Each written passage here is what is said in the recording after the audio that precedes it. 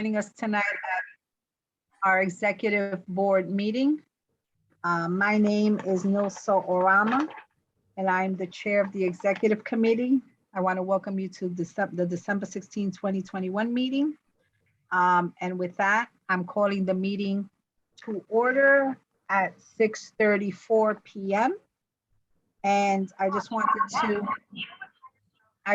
to mention a few housekeeping rules in terms of conducting an efficient meeting. I want to say that no one should speak unless granted the floor. CB11 members, if you are attending our meeting, if you have a question about the board business or wish to make a motion, please raise your hand through Zoom. If you click the participants icon, the participants panel should appear and you should find the raise hand function there. If you're still having any technical difficulty, you may click the chat function and relay your difficulty to Angel. Members should not engage in a back and forth discussion. I will recognize the next persons to speak. And the chat function should not be used for CB11 business or questions about agenda topics. We have to put everything on the record. And so please raise your hand through Zoom. Chat should also be used to alert us to any technical difficulties or to state in writing information like an email address that you want us to put on the record during the meeting. When a member is given the floor to speak, I will identify you and you can unmute yourself so that you can speak. And please keep any questions succinct and germane to the discussion. And any members of the public, if you have a question or comment, please raise your hand through Zoom and you will be recognized. Now we're going to start the second part of the meeting. We're going to go to the roll call vote. Angel, can you take the roll call? Certainly. When I call your name, please answer present. Jose Altamirano. Presente. Adam Brija. Present. Jessica Elliott. Present. Elsie Encarnacion. Present. Judith Fabraro. David Giordano. Present. Marissa Mack. Present. Nelsa Orama. Present. Xavier Santiago. Jason Villanueva. Nye Whitaker. John Green.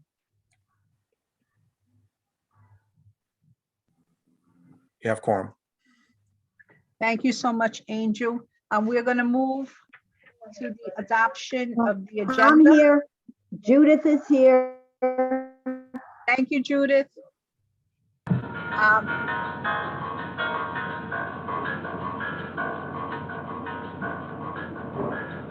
Okay, the adoption was the agenda was distributed ahead of time. John, can you lower that a little bit? Or whoever's playing Charlie Brown.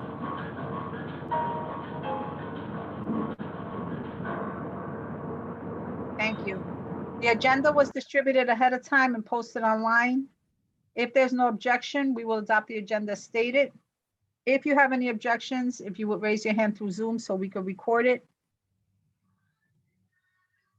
Seeing no objection, we will adopt the agenda as stated. Angel, was committee minutes submitted? No. Okay, so we will move past the committee minutes. As soon as that is available, we will vote on them and post them on the website and make them available to the entire board. Announcements. Angel, do you have announcements? We're just going to read the date of the next meeting as soon as I can get my calendar to cooperate. The next executive committee meeting is scheduled for January 20th at 6:30. Thank you so much. And with that, we are going to move to any informational updates. Are there any informational updates that anyone would like to share? Or Angel, do you have any informational updates that you would I like? do not.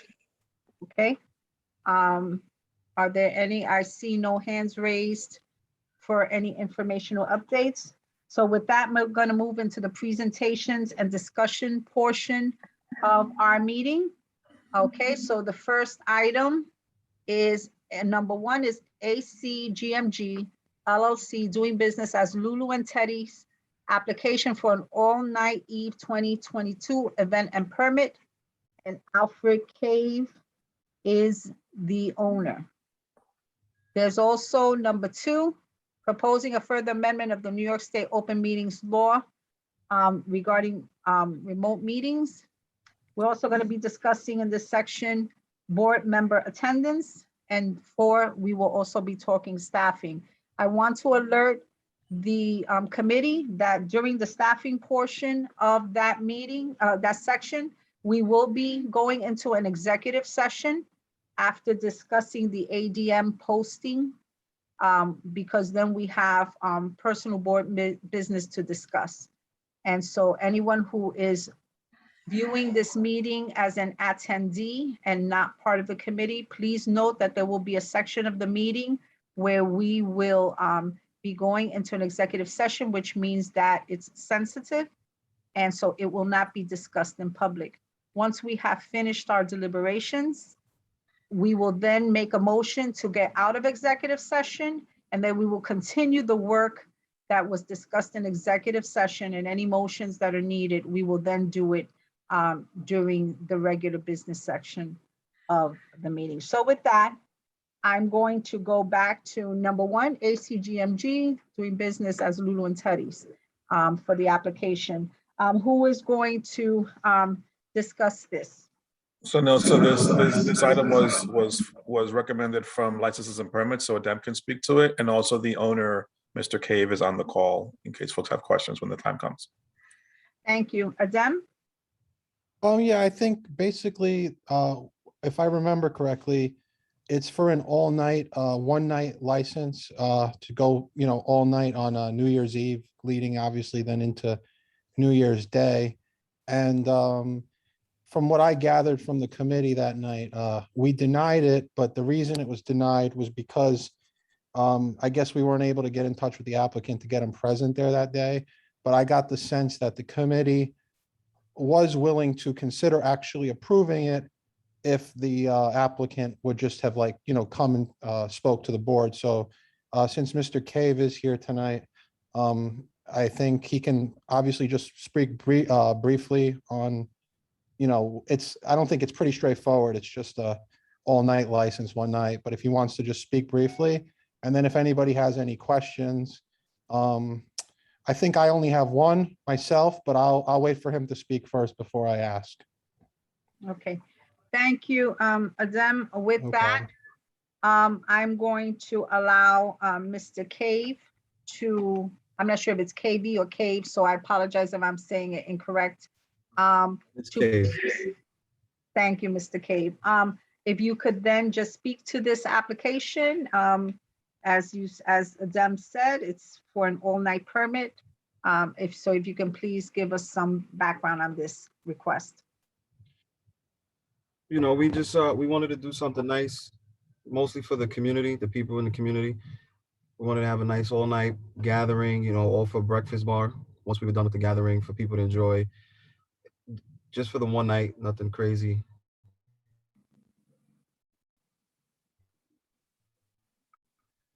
Everything would have been, humble, peaceful. Security protocol. We have a COVID protocol in place.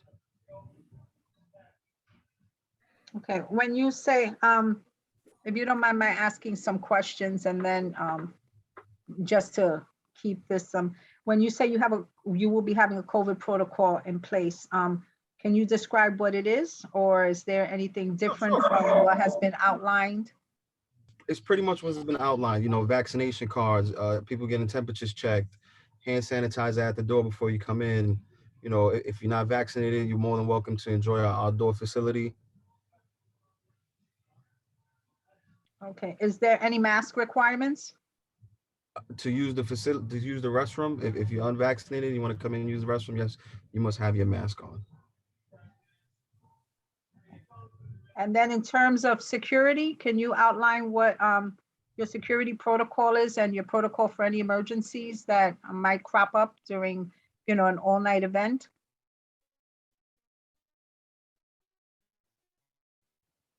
I have door, one be the back door. We have our exits in case of emergency, which are, they're noted on the doors, that bright red doors, you can't miss them.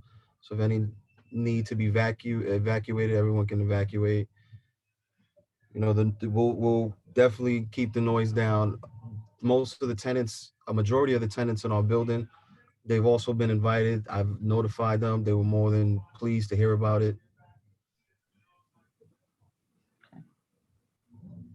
Okay.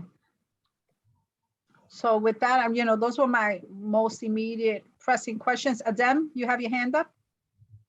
Yeah, I mean, my question was kind of addressed, but my concern was the people living in that building and whether they were okay with the event going on. I guess my question is just how many tenants live in that building? There's like 7 tenants in that building. They all And know like, so it's like what, 2 apartments, 1 apartment, 3 apartments? Do you have any idea? 4 apartments, I believe. Okay, I guess my question, I don't know how everyone else is gonna feel about this. We've obviously, because of COVID, we've waived our requirement for the time being to get signatures for applications like we used to, because it's just hard to get people to go near each other and sign something or whatever. But I do think with something like this, being that it's just a very, it's one building that's affected possibly. And I do believe you when you say they support it. Would it be possible to get them to sign something and say that they're okay with this? Or is that, yeah? I could do that. Okay, I mean, if again, I think that was I don't want to speak for the committee, but I feel like that was kind of a concern. And if you can bring that and you showed up tonight, I mean, just speaking as the chair of that committee, I'm more than comfortable with you having this event. So that's just my 2 cents. Thank you, Adem. Angel? Mr. Cave, can you just remind us what the address of Lulu Teddy's is, or it's called Lulu's and Teddy's? What's the address of the establishment is? So the address on Second Avenue is 256 East 112th Street. 256 East 112. Thank you. We have 2 entrances. There's 2171 Second Avenue is ours as well. Yeah, I was gonna ask that because I see that the application permit did have 2171 Second Avenue. So I'm assuming that those are I think the 2 doors that you mentioned that can serve as exits. Yes. One would be the 256 East 112 side, and then one would be the 2171 Second Avenue. And then we have 2 additional emergency exits.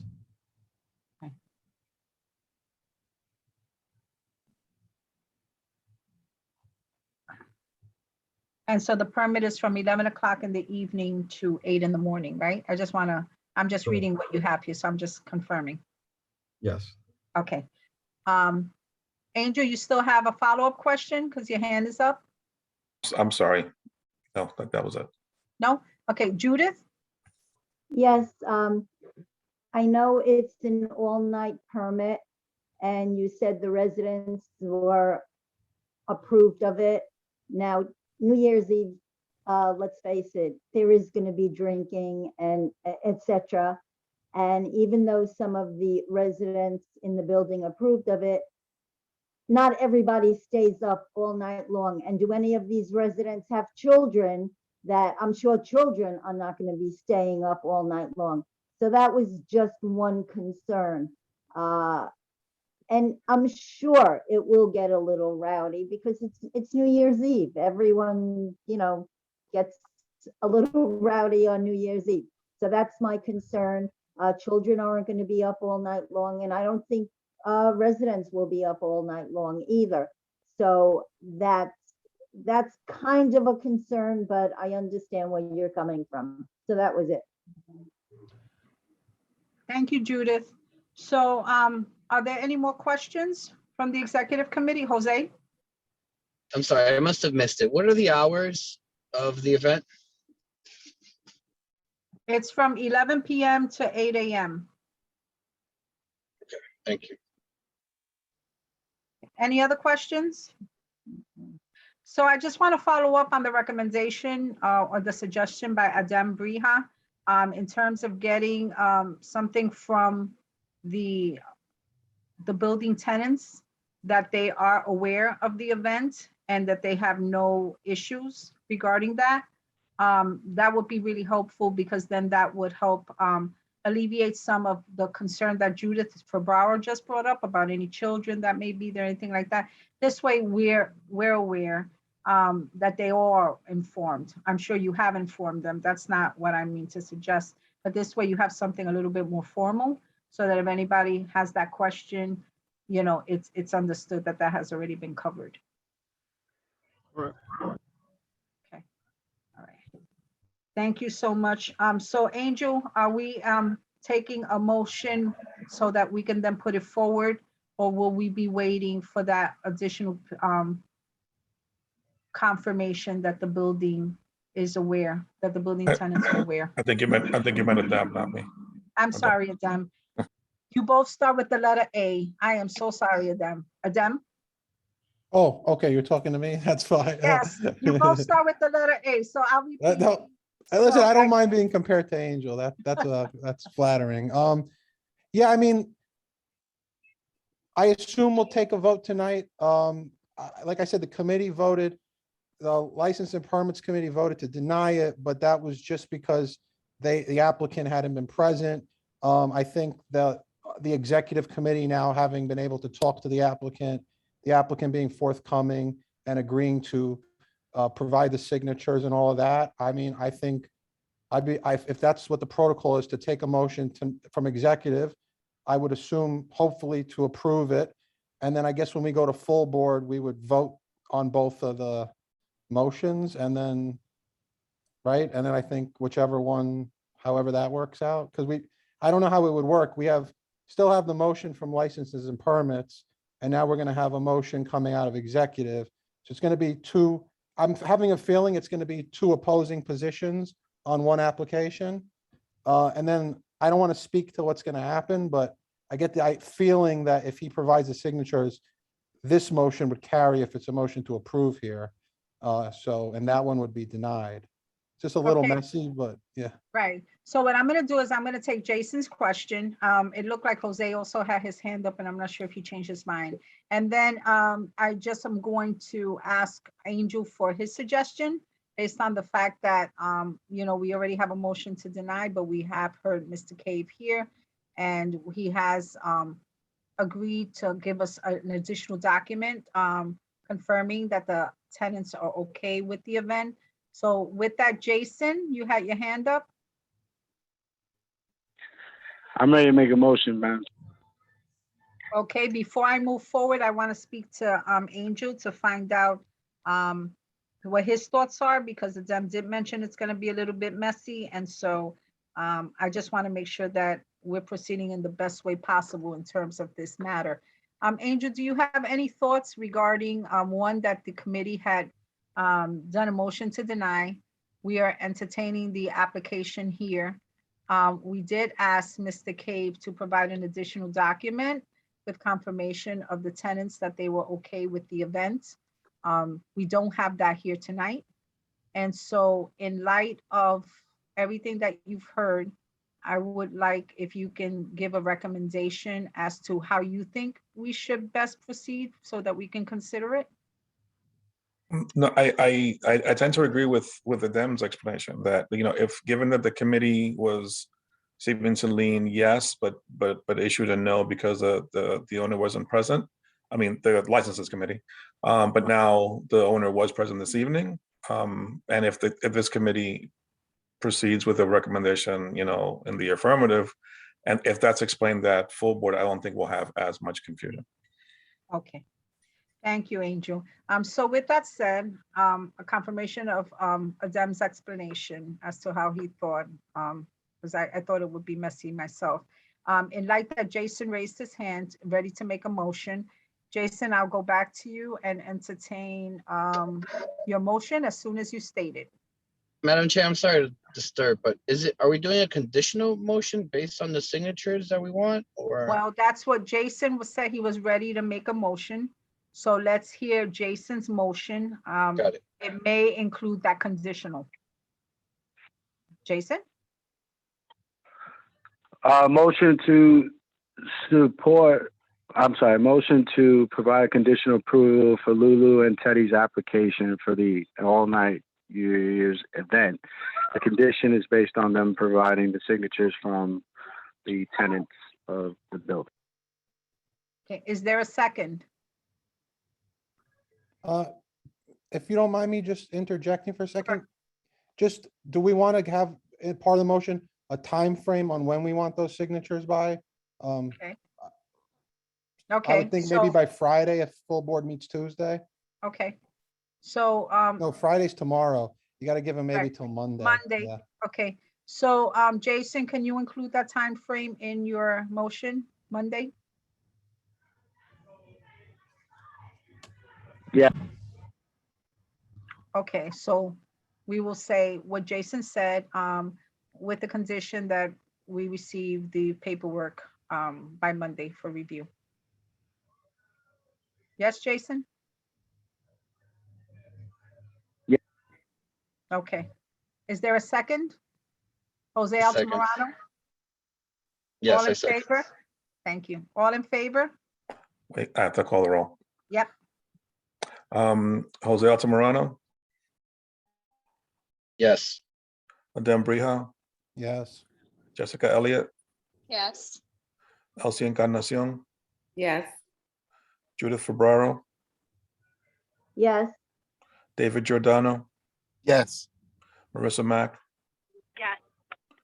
Nosa Orama, Yes.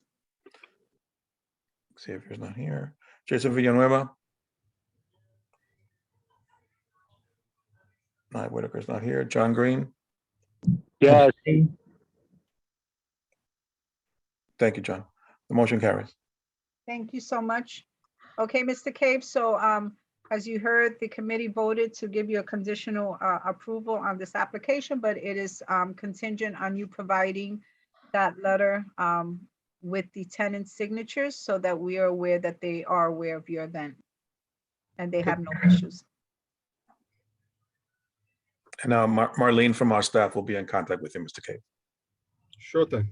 All right, thank you. Thank you, Mr. Cave. With that, we're going to move to number 2, proposing a further amendment of the New York State Open Meetings Law to permit remote meetings. I was part of the Manhattan Borough President today's meeting, and that was one of the things that came up. The Manhattan Borough President had one resolution that they separated into 2, and one was an extension of the open meetings law remote, allowing us to meet remotely. That passed. There's also a separate, there was also a separate section, a second portion where they had discussed looking for a permanent way to rewrite the open meetings law, to amend the open meetings law so that as a matter of practice, that boards would be able to have, to continue to meet remotely or do hybrid meetings based on the needs of the community and the community board. One of the things that was discussed was how much attendance had been affected and participation because of the Zoom meetings. The digital meetings have allowed people who ordinarily wouldn't come to the meetings or have families to be able to log in and listen to what's happening in the community. So there's a very, very great push for support on permanently amending open meetings law so that it takes into account the community board's way to do business in a different way, more technologically savvy. So that's one of the things that was discussed here. And I'm going to allow Angel to further expand on number 2, should he wish to. So Angel, take it away. Should I wish to? Should I be directed to? I actually have a question. Did you mentioned that there were 2 motions or 2 resos, like one for temporary, one for extension and one for permanent? Right, so Did they pass originally, Borough Board? right, so originally there was one resolution.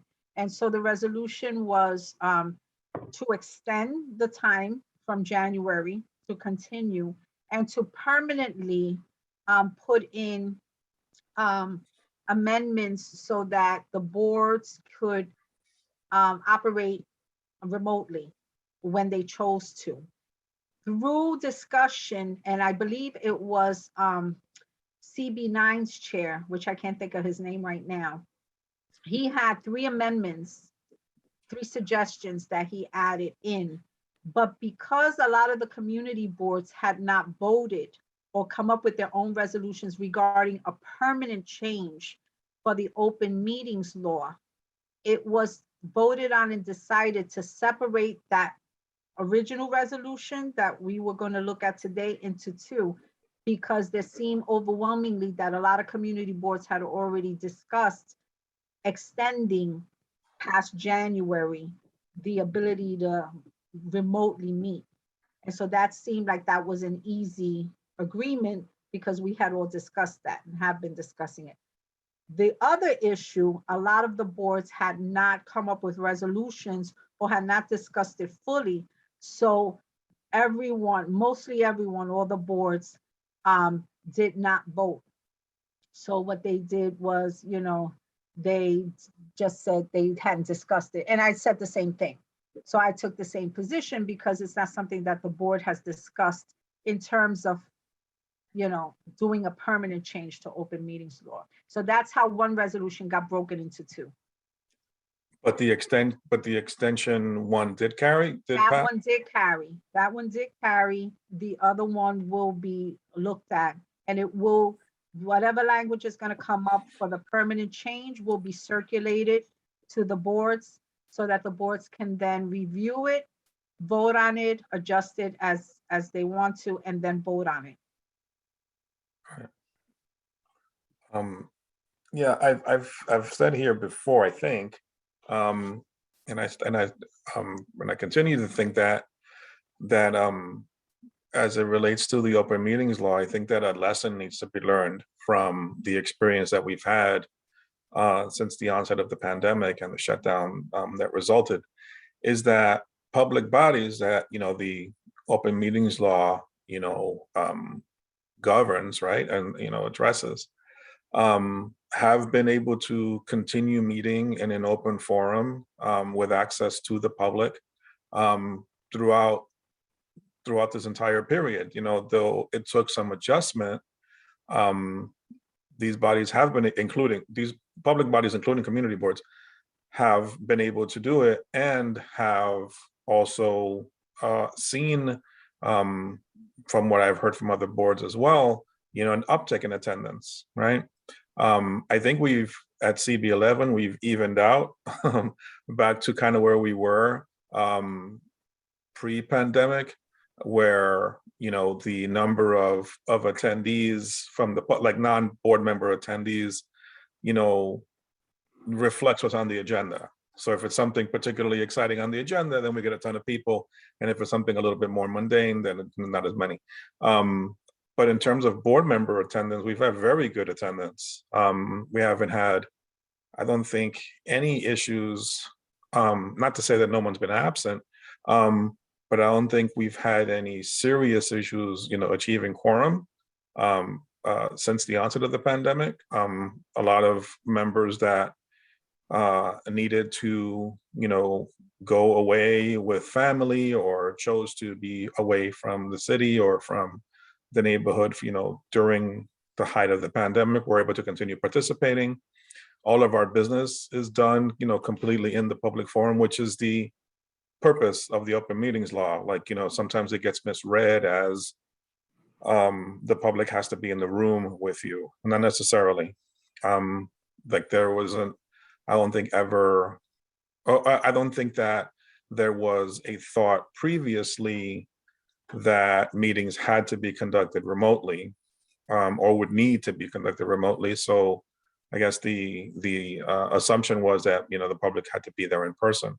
But the open meetings law doesn't say that specifically. It says that the business of a public body needs to be transacted, if that's the right word, with the public, in attendance, like the seeing it, hearing it, what your deliberations are, what the votes are, what the voting totals are, And I would add that community boards, and specifically us, have been, have have always been, and we particularly have been really mindful of conducting all of our business, very, very openly. Like, we do not make decisions, without the public present. We don't make decisions, outside of meetings, right? Like, we've had these discussions a number of times. Like, it's just not the way we throw down.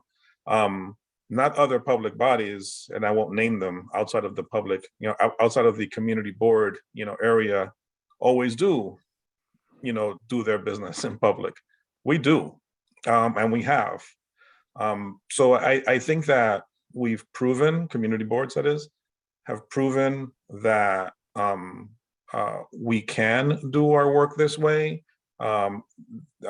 without any, change to our operations, other than the fact that we're not all sitting in the same room. Agendas are being shared on time, meeting materials are being shared on time, decisions are being made, with the public present and, able to ask questions in the appropriate time. Decisions are being posted in a timely fashion, resolutions are being posted publicly. Like, everything but social security numbers are being shared. So I think that we are meeting the absolute spirit of the open meetings law. And for that reason, in my humble opinion, I think it not only should be extended, but should be changed permanently. Now, what that looks like specifically, I think is worthy of a discussion. In terms of the extension, I think that Governor Hochul was right to extend in the fall.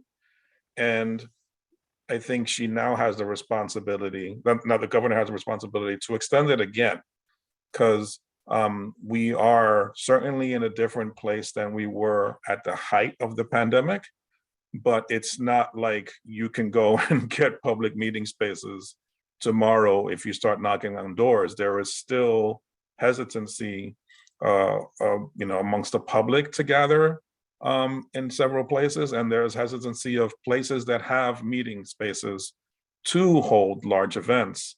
And if I'm right in that assumption, then we're going to have a very hard time procuring spaces to hold our meetings publicly. The last thing I'll say is on the hybrid meeting thing, and I think I've said it here before, it sounds very common sense. It is very hard to pull off effectively. It's not to say that it shouldn't be done, just to say that I think that time should be given for organizations like ours, like bodies like ours, to be able to plan and be prepared to do those kinds of meetings when the time dictates, instead of a decision being made that it's the 16th today, so the 15th the extension expires. How are we going to pull that off?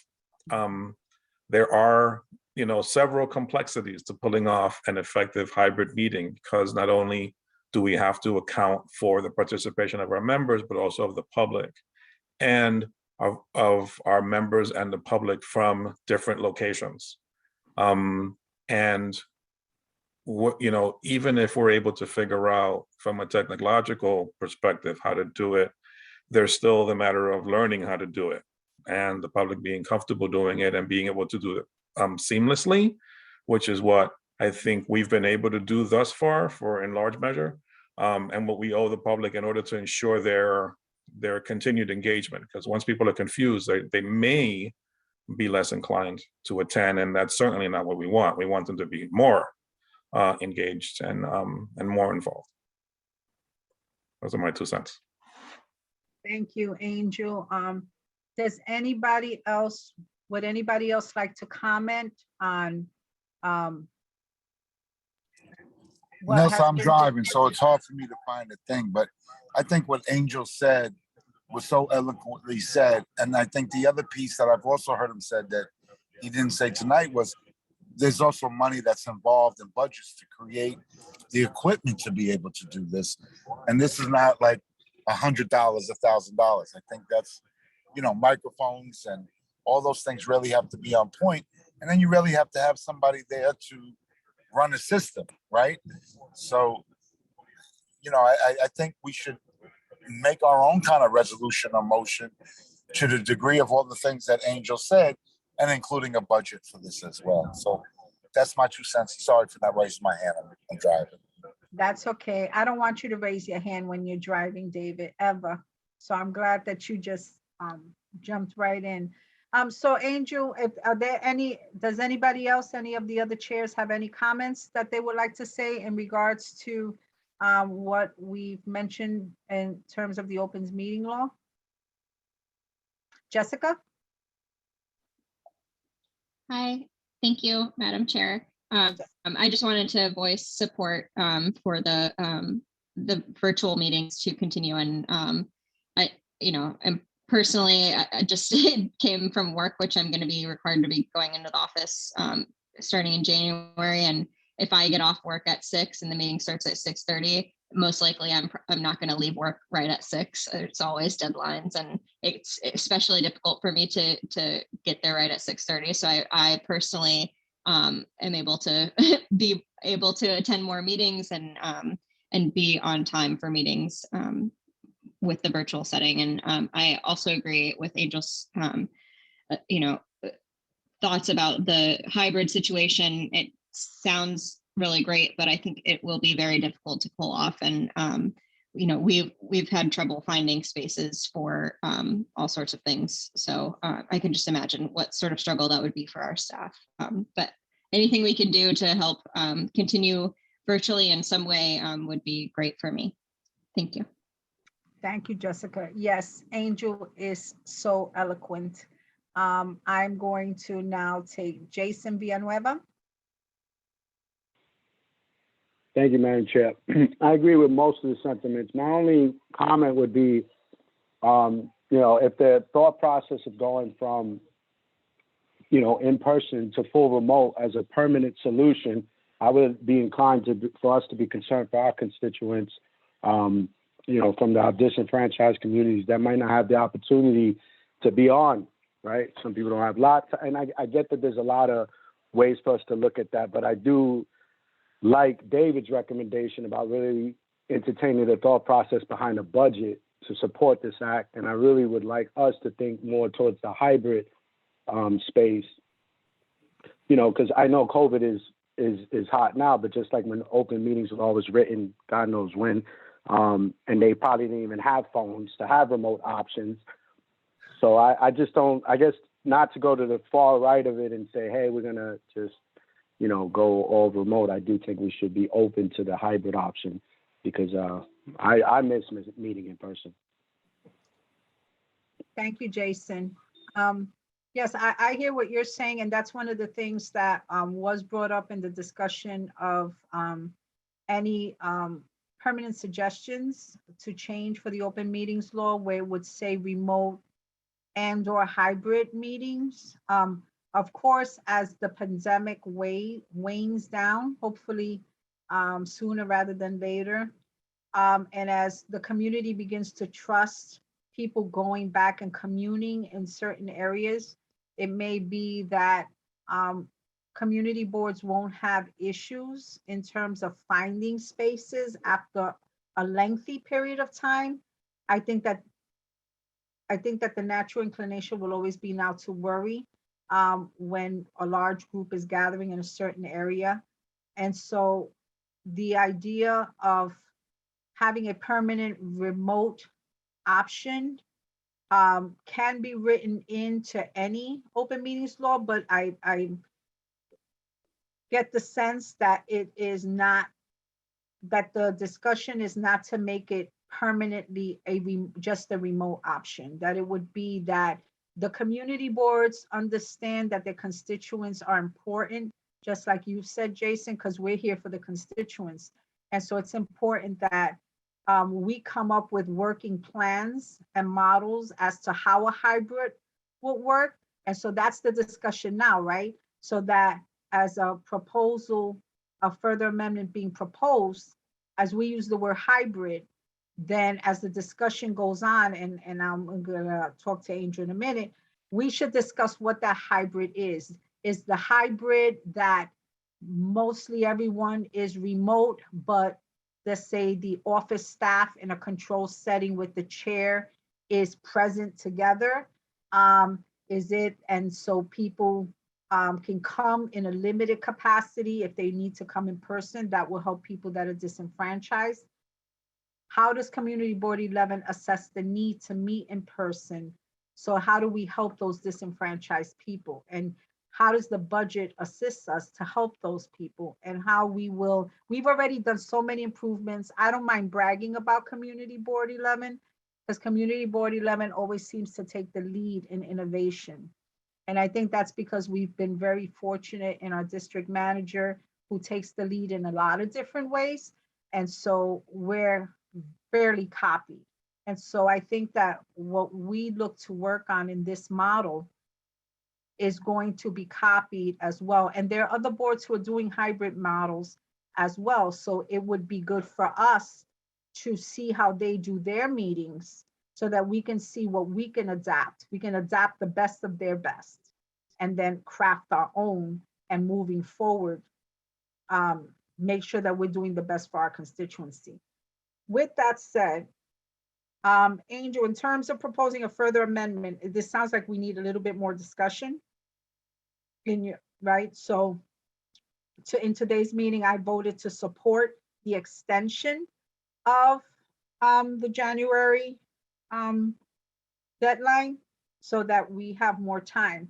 In terms of this discussion for the amendments, is this something that you think is best done within the executive committee, within a few of us working together on an amendment to propose and circulate? How do you see your thoughts? Because, you know, next month, and I'll say that more in new business, but for anyone who may not be part of the community board on a regular basis, I will not be the chair as of January 1. I will be a member. And so this will fall under the auspices of the new chair, same district manager, same executive committee. So Angel, your thoughts? So I think there's one is, you know, does the committee want to do anything in line with the vote this morning at Borough Board regarding the extension that you supported? And then two, it's you know, what if anything the board wants to recommend as a permanent solution? And three, if you know, if we're going to do hybrids, right? And Jason makes a very fair point. Is how do we do it?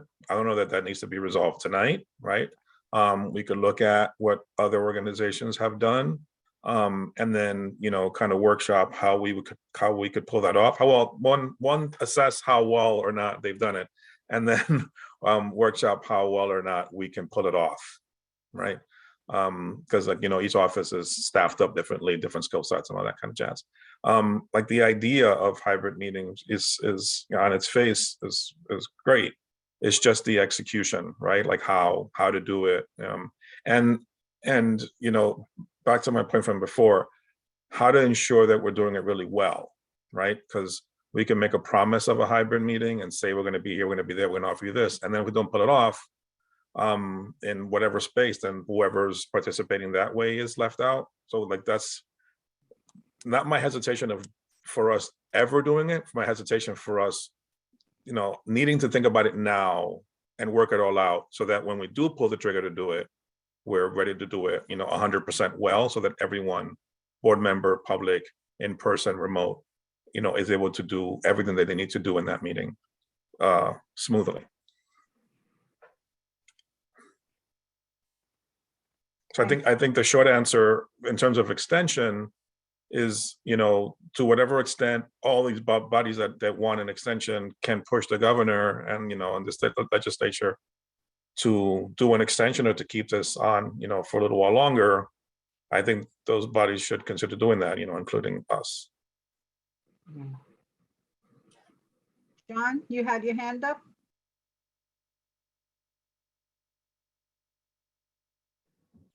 Yes, I have a semi-stupid question. as David said a few minutes ago about creating a budget for doing hybrid meetings. Is that something that could be placed in the like a request for budget and district needs for the next fiscal year? Yes, and depending on what the technological needs are, you could even make, discretionary funding requests, which are due, in a month's time, 2 months' time. Instead of waiting for the next cycle. So yes, and. Oh, okay, thanks. Yeah. Angel, I is think the like board in allowed? terms of like the funding is determining the what and the how, and then figuring out, the what, and then figuring out the how is the fund, how to pay for it. Right. Like, so how do we do it? What's our model? Right.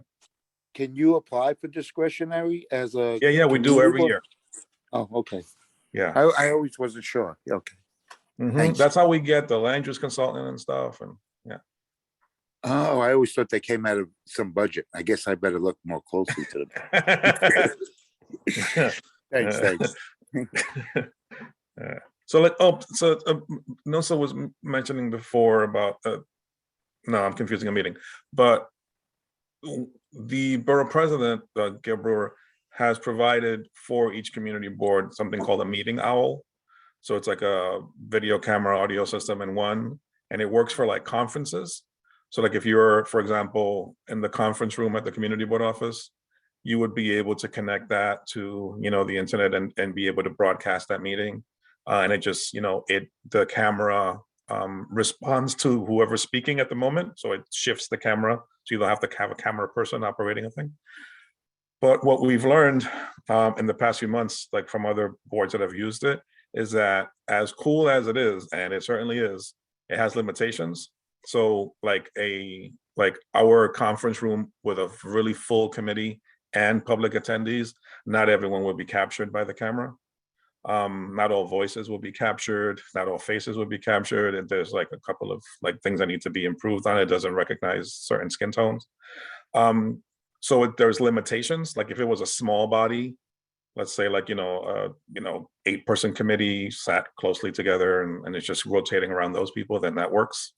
So it's like, it is a helpful tool, but it isn't a full answer. So that's why I was saying like things have to be thought through further, because that might be useful, but then you might have to add other things to be able to fill in the spots that it's not able to fill. So Angel, we have our owl. It is at the borough president's office. Right, because they asked me today and I was like, I know that you guys had it. They're not happy with me because I haven't picked it up, but yes, it's down there. All right, and second of all, would it be helpful to purchase more owls because when I've attended meetings in person at the Manhattan Borough President, she's had several owls.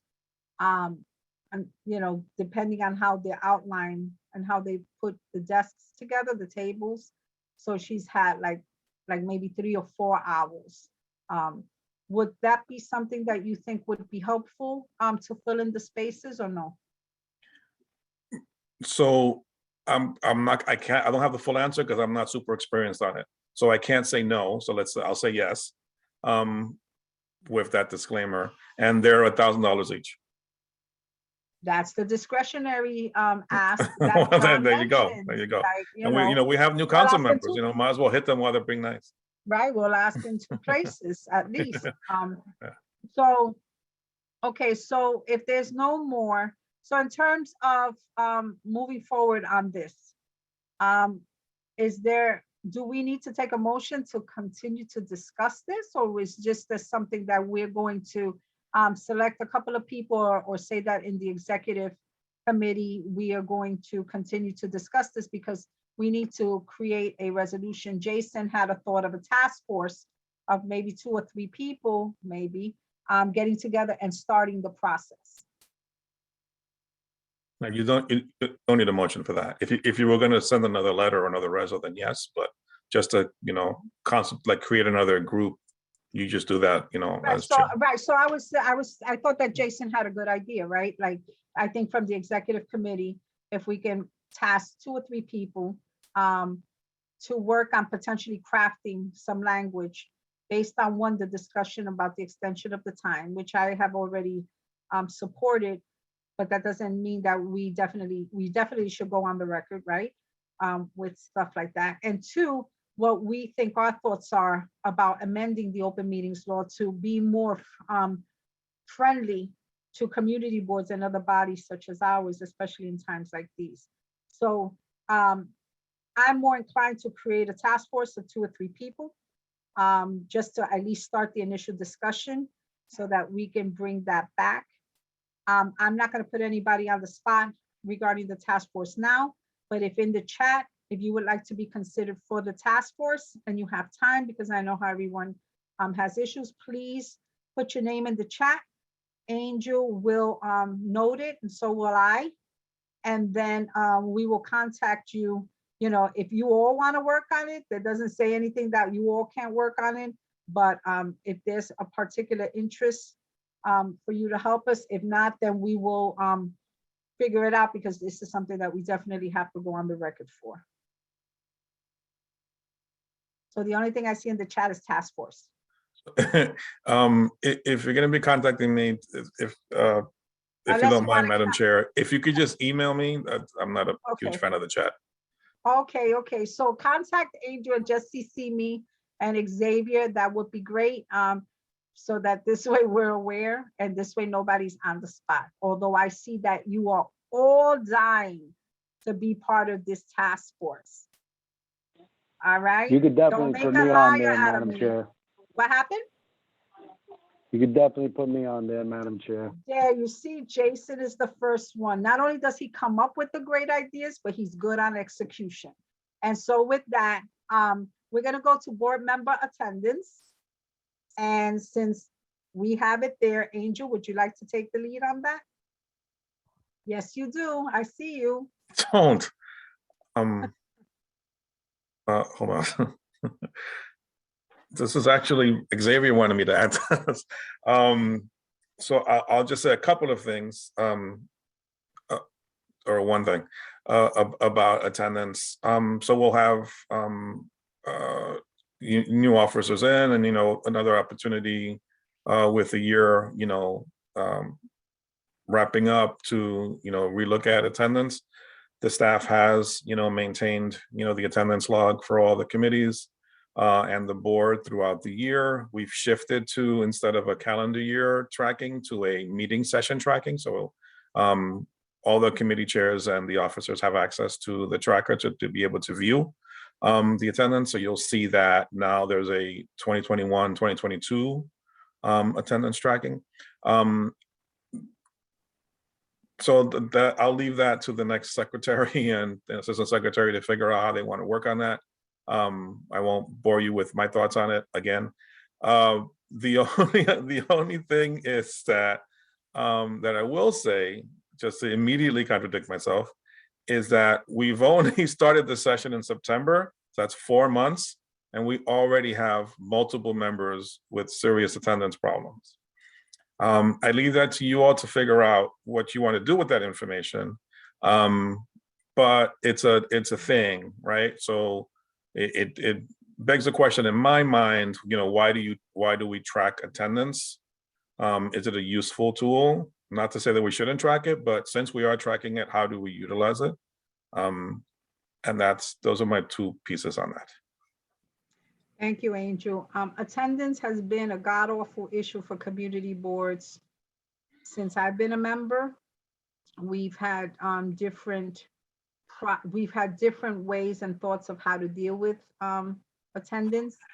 As you know, Community Board 11 is one that would look at attendance but wouldn't vote off members at the time that we had the opportunities to do that. With our meetings being virtual, and people having the ability to either phone in or Zoom in, it's problematic that we are still having attendance issues in terms of at least the committees that are being assigned, which begs the question, one, do we change committees and those? But that, I agree with Angel, that's something that for the new year will have to be looked at. And that will fall under the auspices of a new chair. But if you have the opportunity to fully participate, even if it's via Zoom, And with the ability of calling in, there shouldn't really be, at least during this period of time, such an issue with attendance. Jose, you have your hand up. Thank you, Madam Chair. I actually spoke to the Vice Chair. I was hoping that we could have hashed a little bit out about attendance, not just make it so broad. I agree that with everything being under Zoom, we really shouldn't have an issue. I mean, whether you're traveling, whatever it is, and we've had it all year. So at this point, that anyone that's, not borderline missing a few days, because I've been there myself, particularly with this with this particular meeting of executive. But I mean, I have people in my committee that are never there, and I think that's unacceptable. I wanted to go through it now to see who's in that red, so that when we start January, we start giving notice and taking votes on it. But I really would prefer that we kind of looked at it a little bit so that we could kind of have some thought process regarding this. Because as we said, right, it's different when you're in person, there's certain responsibilities, but now every meeting we've had has been through Zoom. You can do it on your phone, your computer, you can dial in, whatever you want to do. So honestly, like if you haven't joined, it's because whatever, everyone has their own situation. But I really think that we should look into it, and I'm not talking about people that are borderline. I'm talking about people that just never attend. I have someone that probably didn't attend the whole year, and it's starting to mess with my quorum. And as a committee chair, I gotta be responsible for that. I gotta wait an extra 10 minutes. I'm starting late. I got people waiting 10 minutes, people that have other things to do with their lives. And I understand that everyone has their difficulties, but at the same time, if you have a difficulty, then step down and come back when you're good and whatever the process is. But like, if you're not here for an entire year or the majority, I'm talking about 80% of the time, then you shouldn't be here, because that means that we're not getting the work done and you're impeding the work from getting done because your absence is causing a situation within these committees, and that's where we get our work done. So I would really like to see if we could put it up on our screen to see who's in that red zone, and kind of so we can really, in this particular meeting, kind of think about it, talk about it, so that January starts and we really like, I'm not saying we have to vote them out January, but give them the call and give them notice. And then if nothing happens, then February, be like, hey, gotta go. Thank you. Thank you, Jose. Jessica? Thank you. Agree with Jose. I think it would be helpful for me. I'm not really sure who in my committee has not been around, except I do know that one person, I'm not gonna name names, but has joined a program through CUNY that I know has been interfering with their ability to come to meetings. So in the case like that, I know they really care. They've reached out about it. Maybe they would be better in another committee with a different time. But I think those types of things we can talk about. But I don't think I've had any issues with quorum in my committee. So maybe I'm just lucky, but yeah, thank you. Thank you, Jessica. Adem? Yeah, I just have a couple points. I mean, I agree with everything Jose said. We all go through times in our life where, it's hard, like, my attendance, I think, has overall been really good, but I had a period where I didn't make it to some meetings. And, but I just think there's a bigger issue. And I think members who've been on here longer will know this. Like, we had executive meetings, if I recall, where we brought members in or something like that had bad attendance, and like we literally would talk to them and they had no reason why they were missing all these meetings. And, everything pointed to, like, if you're really just going off attendance, you would probably vote to remove this person from the board. And then it becomes difficult because we develop relationships, we become friends, we like each other. But none of that matters. The real one is we don't put anybody on the board. So we don't put them on, but now we're being asked to take them off.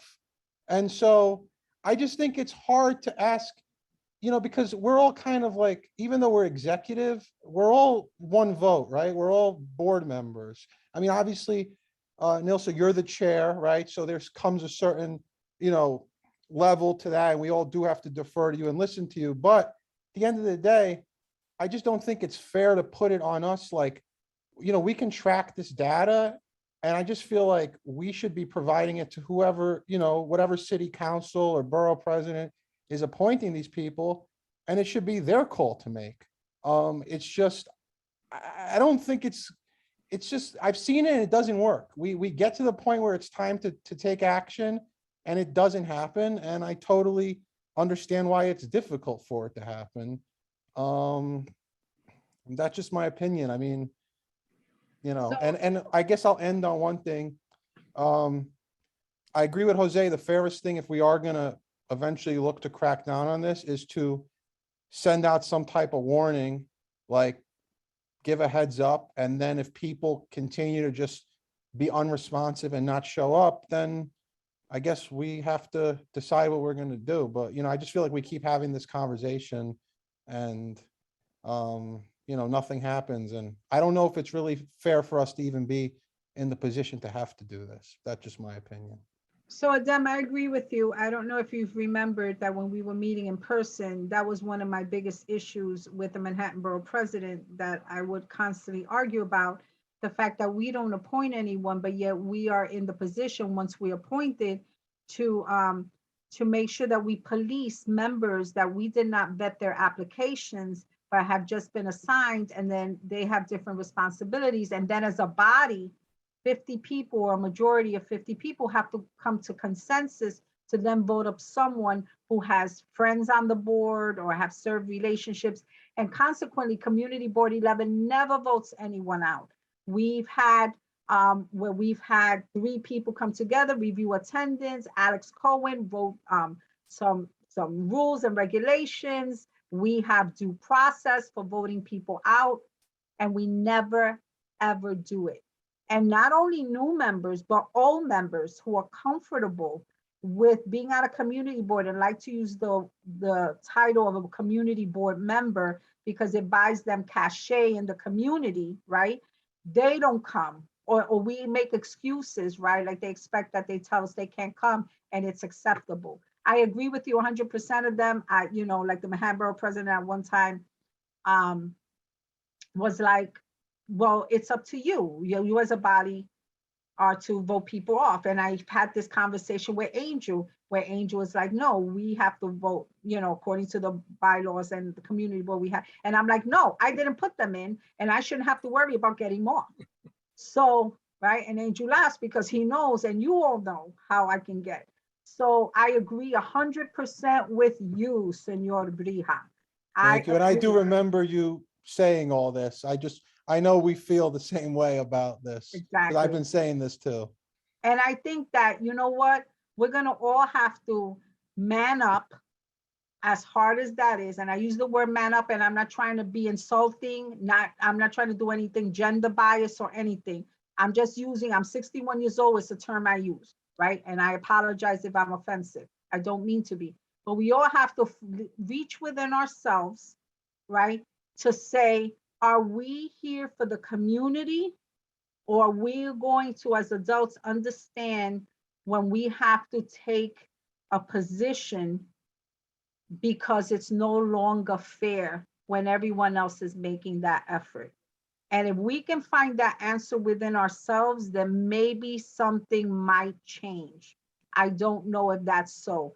So I'm not gonna lecture anymore. I see 2 hands, so I'm gonna pick Judith's hand first. And then Marissa is right after her. Judith? Hi, yes. I recall what Adem was just talking about.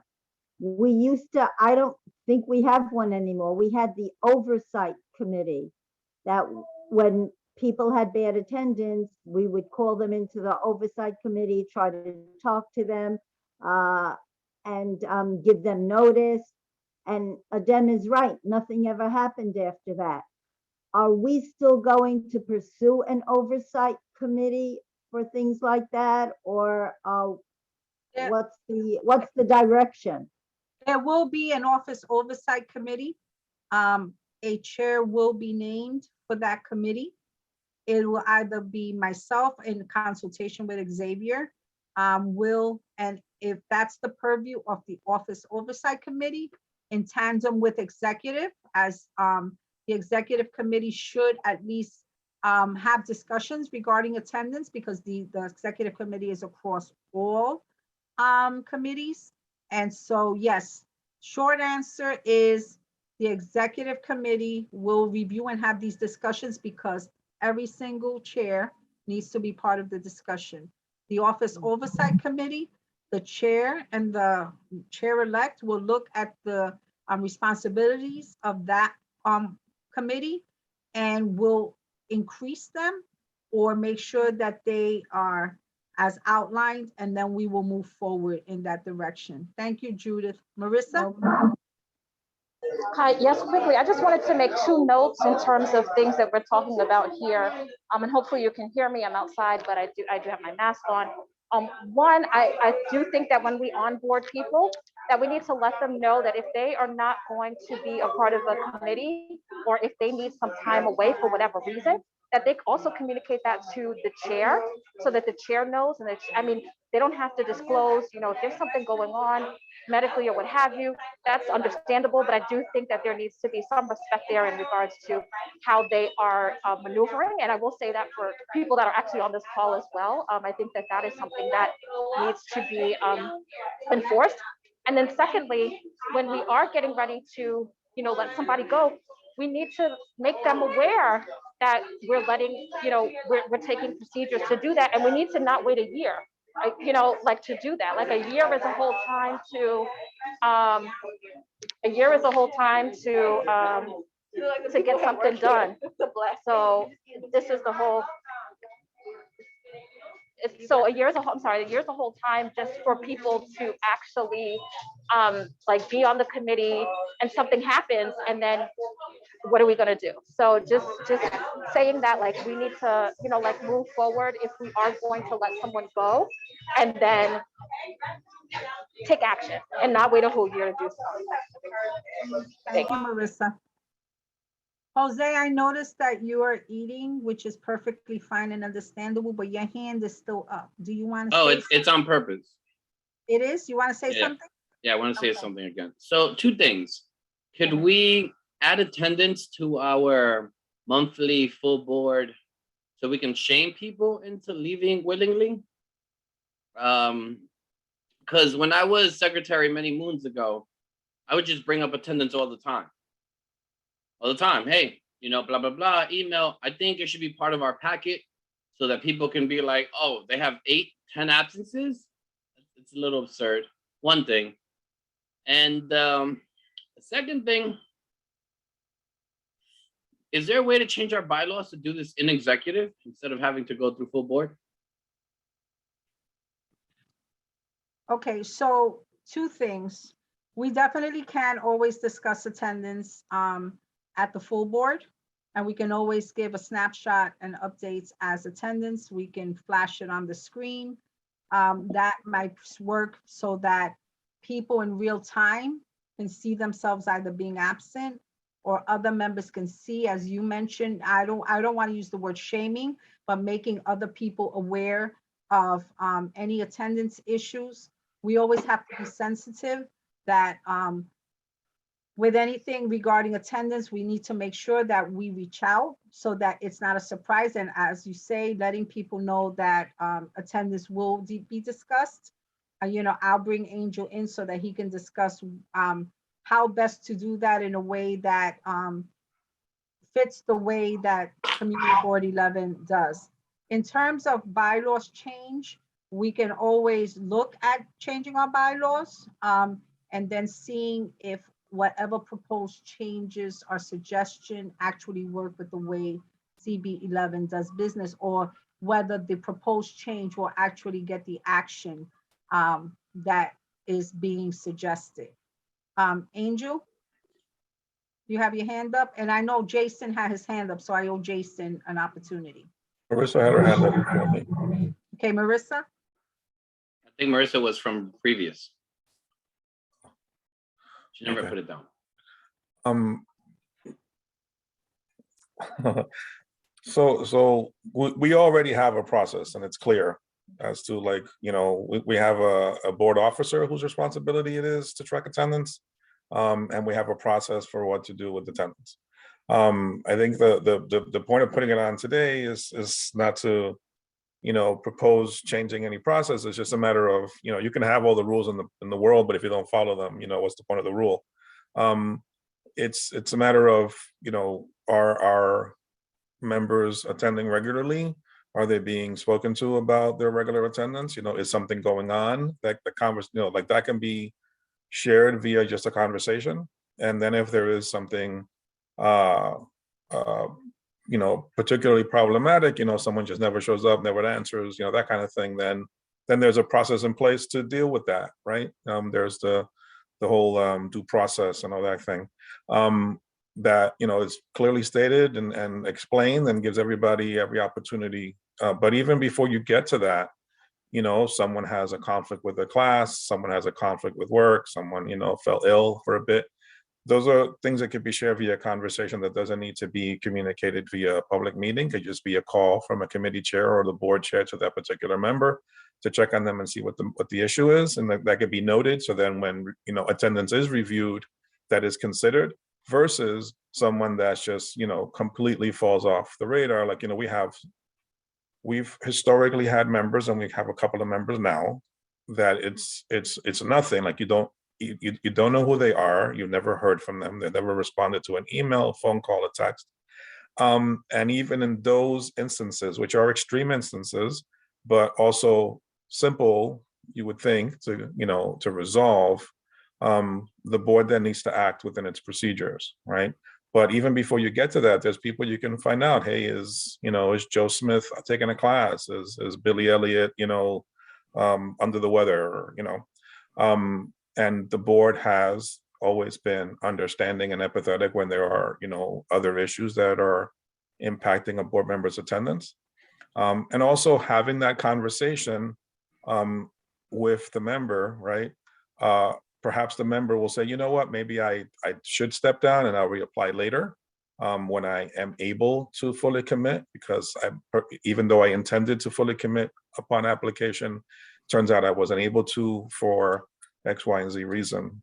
And I think that's useful in most instances. And then in those extreme instances where it's a, you know, no response kind of situation, then, you know, it should just be, you all resolve it, like you remove them. Like it's both the borough president who has you know, who has the power to not reappoint and to remove, but that rarely happens. Very rarely happens. It's more likely someone won't get reappointed. But removal, like in the middle of a term, for whatever reason, I haven't seen it. Not that it can't happen, but I haven't seen it. So pinning hopes on that, I don't know that's the best choice. But then, you know, the board does have the responsibility as a body and the power to remove members when necessary. You know, I'm not saying you have to be removing people every month. And the board has shown that it's a bit reluctant to do that. But in instances that are very clear cut, kind of doesn't, let me rephrase, in cases that are very clear cut, why not act and take care of it? Because the challenge is that even though, like I mentioned earlier, since we've been remote, we've had no quorum issues, it doesn't mean that quorum hasn't been threatened. And quorum has been threatened by members that, you know, just haven't shown up. And if a member were to say, I can't make it for the next 6 months because of blah, blah, blah, then if they're removed from committee, now that's one less member that we have to count towards quorum. So it makes it easier to achieve quorum versus I now have a, you know, 13, 11 member committee. That's a high threshold, you know, to achieve quorum. Like, what was it, Dave, the night before, right? Dave's committee is 13 people. It's massive, right? So if you're short a couple of bodies, like, you're in trouble to make 7. So like, it's not that it has to be necessarily punitive, but you know, at the end of all the considerations, it should be acted on, but there's so many considerations before then that aren't happening. It could happen. Even just telling somebody, hey, Jose, you've been out 4 months, right? Like I track Jose Altamirano's executive committee attendance, right? And here he is, look at him. And it's just for me bothering him, you know, Very, very picketing in true. front of the cab service, and he shows up. Or an angry text, but I appreciate it. Thank you, Angel. Jason?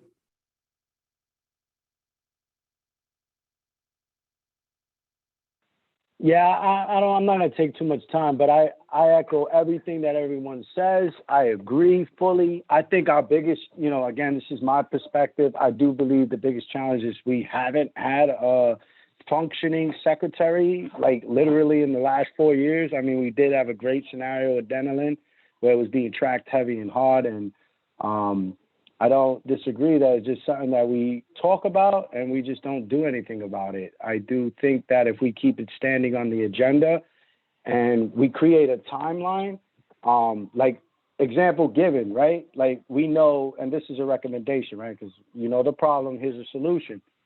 Timeline. We know that membership is going to be up coming in the next 2 months, and we know that new members are going to get appointed by June. I look at that 6 months as a real big point of vulnerability to those members that are already at the stage like it's time for you to go, for whatever reasons. Outside of, you know, the bylaws, which it's not about a lot of personal issues, just like business. If you have an issue, that's when you need to make the conscious decision to step down. We're adults, we're all professional here, and the reality is they're holding that seat hostage. That's the mindset that should be taken by this executive leadership and anybody who listens to this call, regardless of personal opinions about a member that is on the board and isn't serving the constituents. They are holding that seat hostage from us getting another potential member that could do the work, right? That can assist members that are having issues with getting their statement of district needs in, that can assist chairs or executive officers with building capacity for leadership in the future. So I could give 1,000 reasons of why for a person to step down. I think it's just more about a conscious decision of us of taking action. I agree with Angel. We have a very vetted process.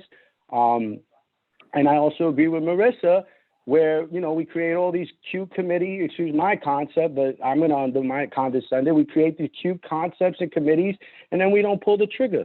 I don't know why. Personally, I think if it gets in front of us, we should make that decision. But I do know, you know, pandemic, and we lost literally in both scenarios. We lost Alex when he was secretary, and we lost Denelin when she was secretary in the last 4 years.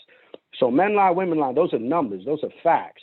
So that has definitely created an impact, and that's why I'm excited for our new secretary, Giselle Malave, to start in January, so that hopefully we can start addressing some of these issues. And I do agree with Jose that I think it should be a standing agenda item, especially from January until June, because of the reappointments. And if I'm wrong with June, Angel, please correct it. Like whatever day that the borough president or the council member wakes up and says that they need to appoint a person, we should have a deadline to remove members before that date, so those seats are vacated and we can add new members. I think if we start creating targets, it makes it easier to hit the goal and make our mission. I did it with SDN. Thank you, Jason. David, I see your hand up. So I'll say this. I think what everybody said, and I don't want to repeat it, is pretty much on point. But when I first started in the community board in 2008, 2009, there were problems with quorum, and there were issues, and it was a concern in order to conduct the business of the board. And yes, I'm less concerned of having that extra member to help, as opposed to having that extra member that's harming and preventing the board from doing the work. This committee has voted, this board has voted people off. We do it in executive, right? Because we are the ones that ultimately, even after oversight, it's executive that votes it and then puts it before the full board. Now, if I'm incorrect with the changes, Angel, I'm sorry. But It's gotten to a point, and I'll say this in all fairness. Unfortunately, we have not really took the action we needed at the time for all the reasons you stated. But there was one time somebody was asked to move while that same person allowed everybody else to stay because of their own concerns about that person and support or not. So I think, we have to, if this is our bylaws, we have to react on it. And I'll end with this. So while we all said that we don't appoint the people to the board, well, the people in Congress don't appoint the people to Congress, but they have to take actions when people are inappropriate and don't follow through and prevent the work of a committee or the board. So in that tendency, it's time to get people off if they're not a presence. And like I always say, people can still come and participate, but don't be a member that prevents the board from doing the work. Sit as a public member and add your opinion if you want it stated on the record. Thank you, David. Are there any more comments regarding board member attendance?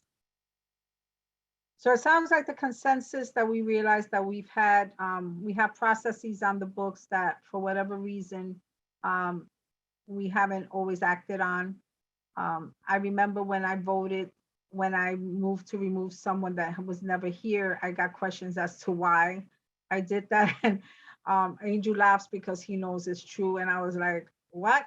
And so that person was gone. And so 2 other people. But we don't traditionally do that because we become friends. And I agree with everything that every single one of my colleagues here has said. And I think David put a point in it. This is our responsibility to do. And so moving forward, we will. I think that in the past, we have shown attendance at meetings where we've put it as an attachment.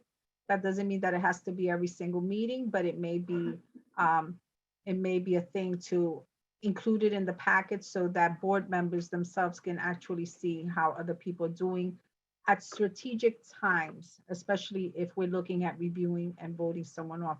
So this is not a conversation that we're going to end tonight, but I agree that this should be part of a standing agenda item. And so Angel, in my capacity, let's add that as a standing agenda item. And then we will continue this discussion.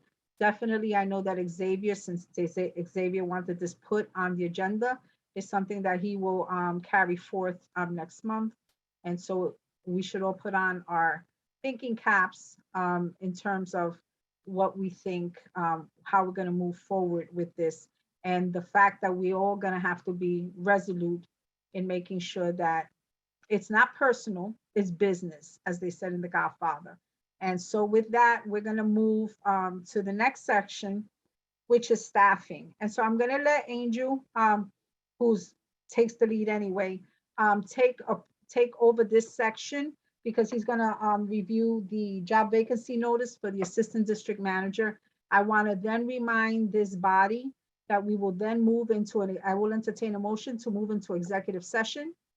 And we will move into executive session as we have a sensitive matter to discuss.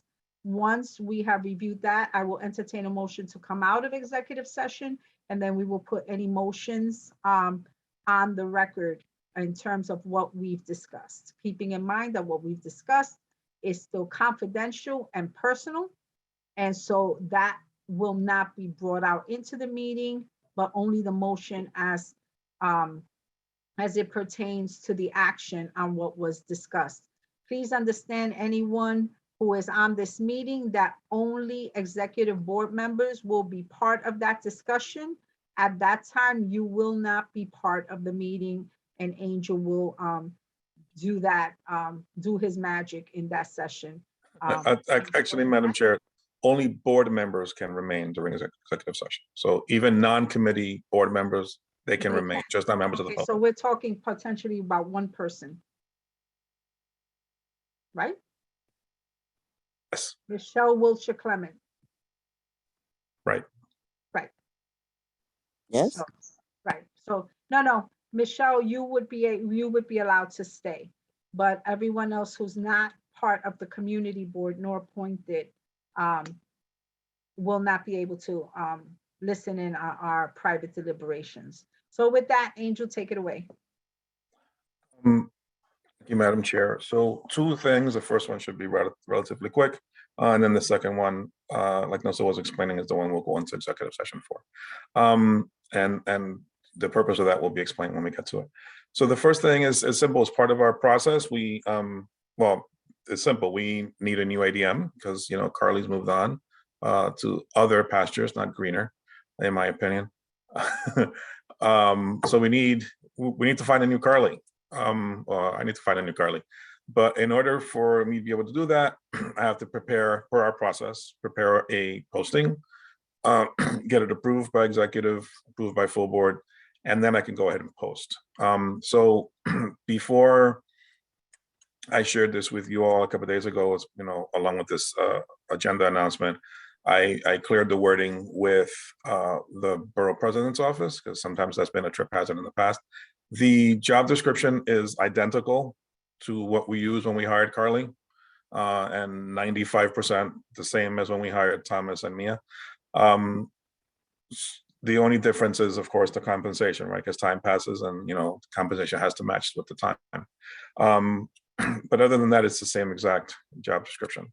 I didn't get the, you know, the opportunity to, you know, to talk about, you know, Carly's performance before she left, but she really just knocked it out the park. Like, she literally did everything that was expected. And that was a, you know, a really, you know, like fantastic. Like we've had this experience now with both Mia, with Carly and then Mia a number of years ago, where they're going along doing a great job, and then something really cataclysmic happens and their whole job changed, right? Like for Mia, it was the neighborhood plan and the whole rezoning, which was just bananas.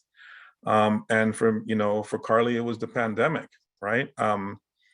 Like she's chugging along, like really doing great, and, you know, getting acclimated to the office and all that stuff, and performing and getting better each day. And then the pandemic happens, and you just have to shift, and you know, like, you know, everything immediately. And she did it flawlessly. Like, you know, she really held us aloft, you know, to be honest. Like there were a number of technological things that Marlene and I were like, what? And she's the one that, you know, kind of helped us out, you know, to be able to do the meetings and operate the office, you know. So, you know, you know, like we know that, you know, I know that what we're, you know, advertising for is the right thing. And I know that we're able to attract the kinds of people like Carly and Mia that, you know, can really excel at that job. And as you know, I've said this before, I think not I think anymore, now I know that it is an attractive job to many people entering this kind of work. And that we can attract, you know, and attracting people that are, you know, very skilled and very motivated to do this kind of work. Then you get like really excellent, you know, excellent performance, which is what you need, I think, very strongly with a very small staff, you know, in order to execute the amount of things that are expected of the board staff and support of a community board. And for, you know, our constituency, like you really have to be, you know, like really busting it on, you know, in every single position, you know, every single seat in the office has to really be cranking. So if, you know, if we do our job right and we advertise it in the right places, and we're smart in our selection and our, you know, training, then, you know, we'll continue to get really excellent people like Carly. So, you know, now we're at that point where I'm like, okay, guys, approve these things so I can post this and get, you know, get into the business of finding us a new Carly. Thank you so much, Angel. Are there any questions on anything that Angel has said? As he mentioned, this is the same job description, except with a potential difference in the salary. To take into account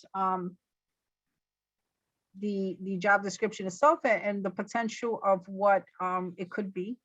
And so I have no issues with the job description, especially since it's the same one we've used before, other than that slight change. But I don't know if anyone on the committee has any issues in terms of this job vacancy notice. This was sent out for review prior to this meeting. So is there any questions regarding this job description? And I do agree, we will never find another Carly.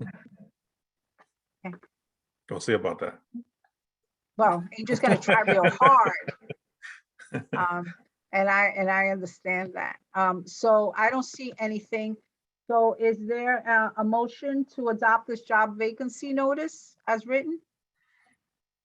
Motion. Motion. Motion by David Giordano, second by Jason Villanueva. Roll call vote? Jose Altamirano, Yes.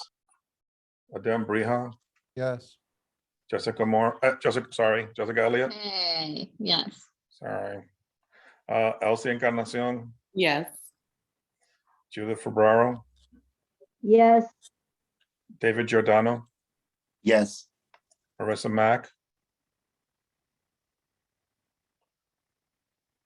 Noso Rama, Yes. Jason Villanueva, John Green. Yes. Aye. Thank you. The motion passes. Thank you all. Thank All right. you. With that, we have a second part of the staffing component that we wish to discuss. And so I entertain a motion to go into executive session. Is there a motion? Motion by Jason Villanueva. Motion by Jason Villanueva, second by? Second, Jose. I'm Jose? sorry, Madam Chair. Yes, sir. We have to state without going into too much detail why we're going into executive session. So Okay, could I suggest that the motion read that we're going into executive session to discuss personnel compensation matters? Yes, so adopted That's as perfect. explained by Angel Muscane. So the motion will read as he mentioned.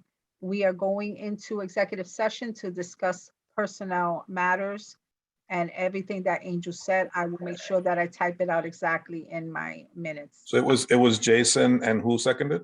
Jose Altamirano. Jose. Okay, Jose Altamirano, Yes. Adem Brija, Yes.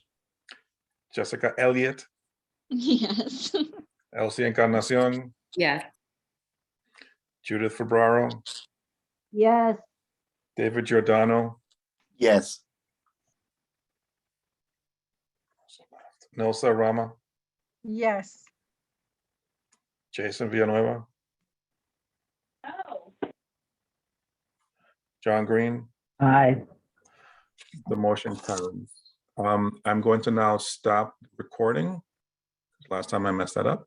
Oh, pause the recording. Thank you so much. We are now back. We have entertained a motion to get out of executive session made by Jose Altamirano, and we are back in regular session per his motion. And so with that, we are going to move forward with the business at hand. Elsie Encarnacion has her hand up. Elsie? Sorry, that was a mistake. It was a mistake. Elsie, put your hand down then. Jose? You have your hand up too? Is that a mistake? No, I'd like to make a motion. Make a motion, sir. I'd like to make a motion of a merit increase for Marlene Pierre of 12%. Thank you. Is there a second? Adem Brija is seconding. Is that Yes. correct, Adem? Yes. Yes. Okay, can we have a roll call vote on this matter, Angel? Yes. Jose Altamirano, Yes. Adem Brija, Yes. Jessica Elliott, Yes.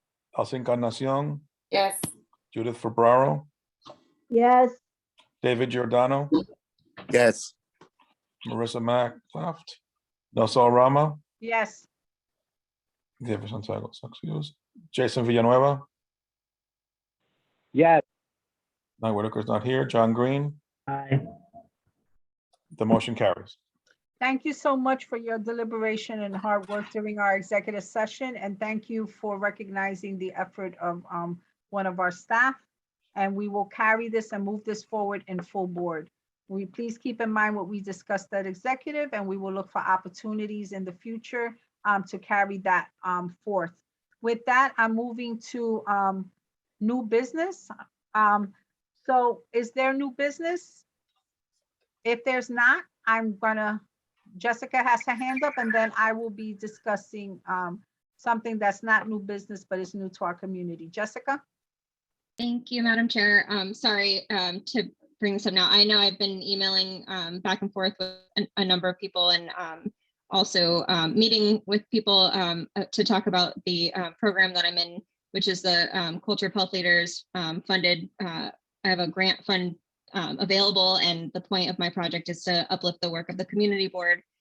So I was hoping to ask to be put on the agenda for next executive committee meeting so that I can present about that and talk about the goals of the project, and have you all weigh in to help me adjust that as necessary, and see if the board would be interested in partnering with me on that project. So thank you. So as one of my last access chair, that is done.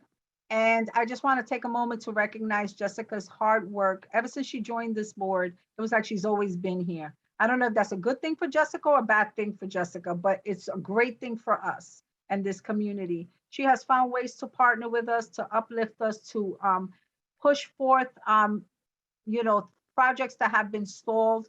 She has jumped in with 2 feet on things that have been a little bit controversial. And I cannot think of someone who has just embraced this community and has supported it no end, and is always listening for any kind of issues or any kind of comments, and is always looking for feedback. I cannot tell you how rare that is. And I'm so blessed that all my chairs seem to be that way, that I have been blessed with you guys. But I'll talk to you more about how great you are when it's my section to talk a little later. David, you have your little hand up again, David. Yeah, very quickly, Jose, on Tuesday, we had a group of students from Heritage High, some graduate students, and NIAM come, and they've been working on a project, and they did a presentation around safety, gun issues, sexual harassment, and also they proposed questions to us about safety. And one of the things they also raised was safety around bus stops. So we encourage them to also come before your committee. I'm going to reach out to them with a couple of members and also sit down and address the questions that they raised with us in a more formal basis of addressing that. But I just wanted to open up and reach out to you and let you know I'll be calling you and working that through. Thank you so much. I don't see any more hands up. It could be me. So I just wanted to take a moment to talk about new business. The fact that although Human Services have vetted the Department of Health coming here talking about a safe injection site, how we were misrepresented, how it was misrepresented to this board, how we were flat out lied to, how Angel Muscane, our district manager, was flat out lied to. That shows how some public officials and some agencies don't have the respect that they should for this body. And so it is important that we take this body seriously and we fight, and that we seem professional in all our meetings. I say that because if we do not take how we appear to the general public seriously and conduct ourselves always in a professional manner, there are the outside agencies who think that we are not a force to be contended with, and we are a force to be contended with. Anyone who represents this community is a force to be contended with. The fact that the mayor, through executive order, has placed a safe needle injection site without community input, whether good or bad, is a slap in the face to the work that we have done for decades, not just the last couple of months. The fact that we have a moratorium on file and nobody came to discuss it with us is, again, an affront to us as a body and as this community. We have our challenges, and I am not saying that something like this would not benefit this community, but I cannot say that it can or won't benefit this community, because I don't know what this community wants, right? I do know that if addiction is considered an illness, then we maybe need to look at this more in a clinical setting. How do we answer the questions when someone says we're making sure that it's okay for people to shoot up and basically kill themselves with illegal drugs so that they can shoot up and live another day, right? How do you answer those questions to a mother who sees needles or who's worried about what this site may do in terms of an infusion of more people to that block? The fact that this community board was stymied, was not respected, and the opinions put forth and the resolutions and moratoriums put forth were not respected is something that this community board needs to think about. I tell you and I urge that moving forward in the new year, we assess how we do business so that we are the professional body that we need to be taken as such, and that we also see how we interact with the public, because we surely need public information on this matter. It is not right that we don't get a school or a band, but we are able to get constant programs that deal with society ills, but there's no benefits to this community for the rest of the community who may not have those concerns. And so we need to make sure that we're fully weighing what this community gets on a par even level. I'm not even talking about fair share. I'm talking just in general, right? That if something is coming into this community has the right to weigh in. It should not be, it smacks of colonialism that we are constantly dictated to. And I will go on record as saying, because I have no problem going on record, I have no problem saying that those political people who went on Twitter and Facebook and all these things saying what a great thing this is, knowing fully that this community did not weigh in, have a hell of a lot of nerve speaking for community. If you feel that way, that is your personal opinion, and you fully have the right to your opinion, but you do not have the right to give a blanket statement that is your individual opinion for a community at large on 126th Street between Park and Lexington. That may not be the ideal site for this. And to say that these are medically trained individuals just because they can read an oximeter and can do a naloxone treatment is not, to me, is not the medical individual that I would want working on me. So with that said, I'm going to get off my soapbox, but I charge this community board to take this matter forward. I will no longer be constrained as the chair of the board and will make my opinions heard, whether good or ill, but they are my personal opinions. Every single person here has to galvanize. Everyone has a history. We have drug addiction in our communities. We have a lot of issues. What I am saying that anything this board decides to bring into this community should be looked at through a broad lens to all community members and not just a certain individual. We are not all drug addicts. We are not all homeless. We are not all runaways. Some of us work, some of us are on SSI, some of us are children that have been battered and abused, and some of us just work for a living. And we need to see the community through a general lens, not just a narrow one. And that's how we will make our communities work. With that, I see there's questions up. I want to also take another point of privilege, because when I get started talking, it's hard to shut me up sometimes. I want to thank you all for your support over the last 4 years. It was a hard decision to make not to run again for another 2. And it wasn't because of my board chairs or the board. It was for personal reasons that I decided that now was the time to move forward with new leadership on the board, knowing how well the chairs that I have appointed and have worked with me have worked effectively. And it was now an easier time for me to step down. I have no worries that this board will continue moving in a positive direction. We have amazing staff in the office. Thank you so much for voting on that increase and for the next personnel issue that you will be looking at. I have no doubt that Xavier will continue working with you all and moving the board in a positive direction. I will still be on the board, and so I just want to thank you all for the work you do, because it's hard. And so with that, I am going to take Judith's hand. Judith, talk. I just have a comment on that fair share. Did you see us marching last Saturday? Yes, I did. I was out of town, but I saw you marching and I was never so proud. When it came up whether how we would support, and I have to stress this enough, the community board as individuals can support anything that they feel goes with their feelings. The only thing community board members cannot do is speak for the board.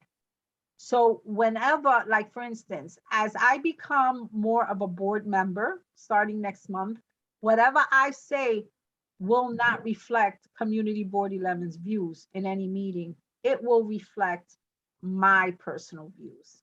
And so we have a moratorium in place. We can always push that, right, as a narrative, as a community board member. I thank those who came out. Xavier came out as well. I saw him there. I'm sorry I wasn't able to attend. And this is for our community, whether you are for it or you're against it. People have to be heard, right? So all those who are for it should have a voice, right? And all those who are not for it should also have a voice, so that as we deliberate, we've taken voices into our consciousness when we vote to support or against. I was actually told if it was that I was against recovery, and I said, that is not it. I have strictly said that this board was not counted on, was not talked to. We did no deliberations. Our people did not weigh in this community. And the fact that we were lied to is unconscionable. I said it at the site injection site. I said it today in the Manhattan Borough President's meeting. It is all on tape, because it is unconscionable that this community has to continually accept things that are just presented because they feel that it is okay. And because we don't know how to galvanize, and we sometimes don't know how to bring our voices forth, and sometimes our political people are not in tune with what the community would like. And so that's why I was particularly upset. I don't want to read comments from people that have nothing to do with my community saying what a great thing this is. It is only if the community thinks it's great. If the community thinks it's great and can work with it, then it's a good thing. If the community does not weigh in, you have no way to know how the community feels about that. And so thank you, Judith, for being out there, and anybody else who was out there. I know Xavier was out there. I read his comments in an article. And so I think that CB11 was well represented, at least in that aspect. Jason?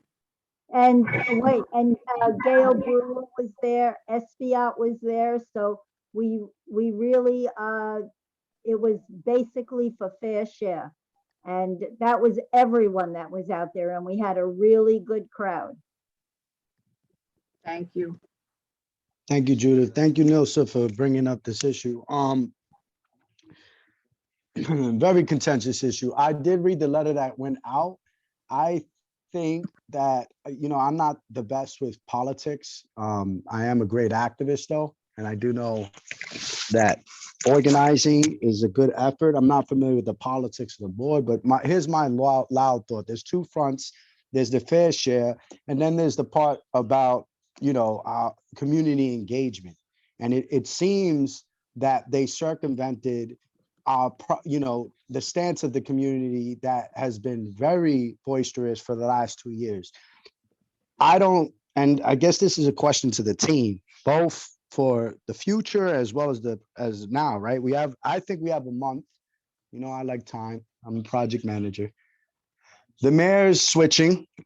And if de Blasio did an executive order, why can't you know, I forgot the new guy's name, the guy from Brooklyn, that's becoming mayor, why he can't get rid of the executive order. I don't know if that's and that's a tactic to me that I think that we may, if we could spend a little bit of time on, to think of, do we send a letter to the new mayor telling him to halt this project? And then can we also, you know, I'm just shooting from the hip because I do, you know, though I am sensitive to substance abuse for a variety of reasons, I have been opposed to a lot of the decisions that this board has made. I'm even further against to not respecting our process and community participation. And with that said, as chair of SDN for the last 2 years, every meeting that has been public has been echoed and yelled about the amount of substance abuse that is happening in our district, how it's affecting the homelessness.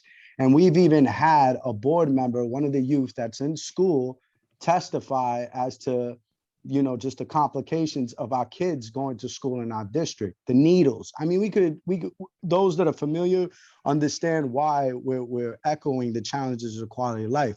But I think there's a bigger issue here with the mayor of the city of New York, because he's out on his way out.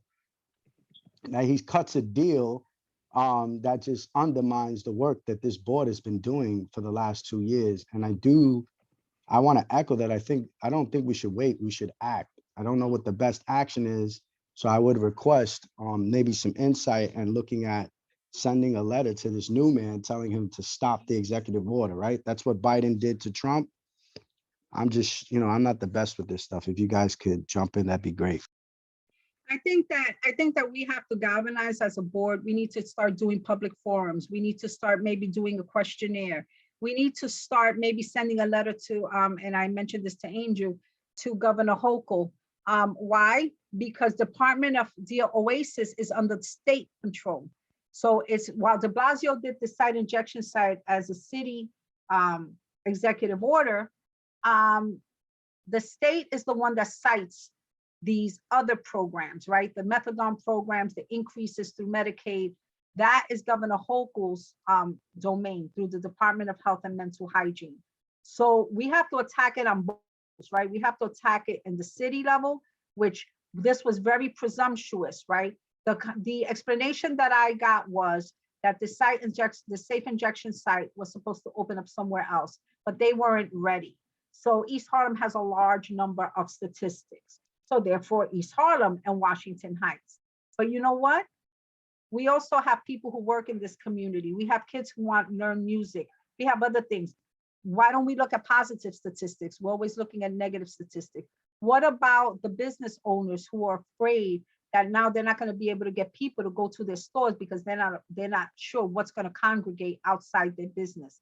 What about moving, right? If you think that site injection site is so needed, why not move it to a place that you have less involvement, away from a school, away from a preschool, away from 1776 houses?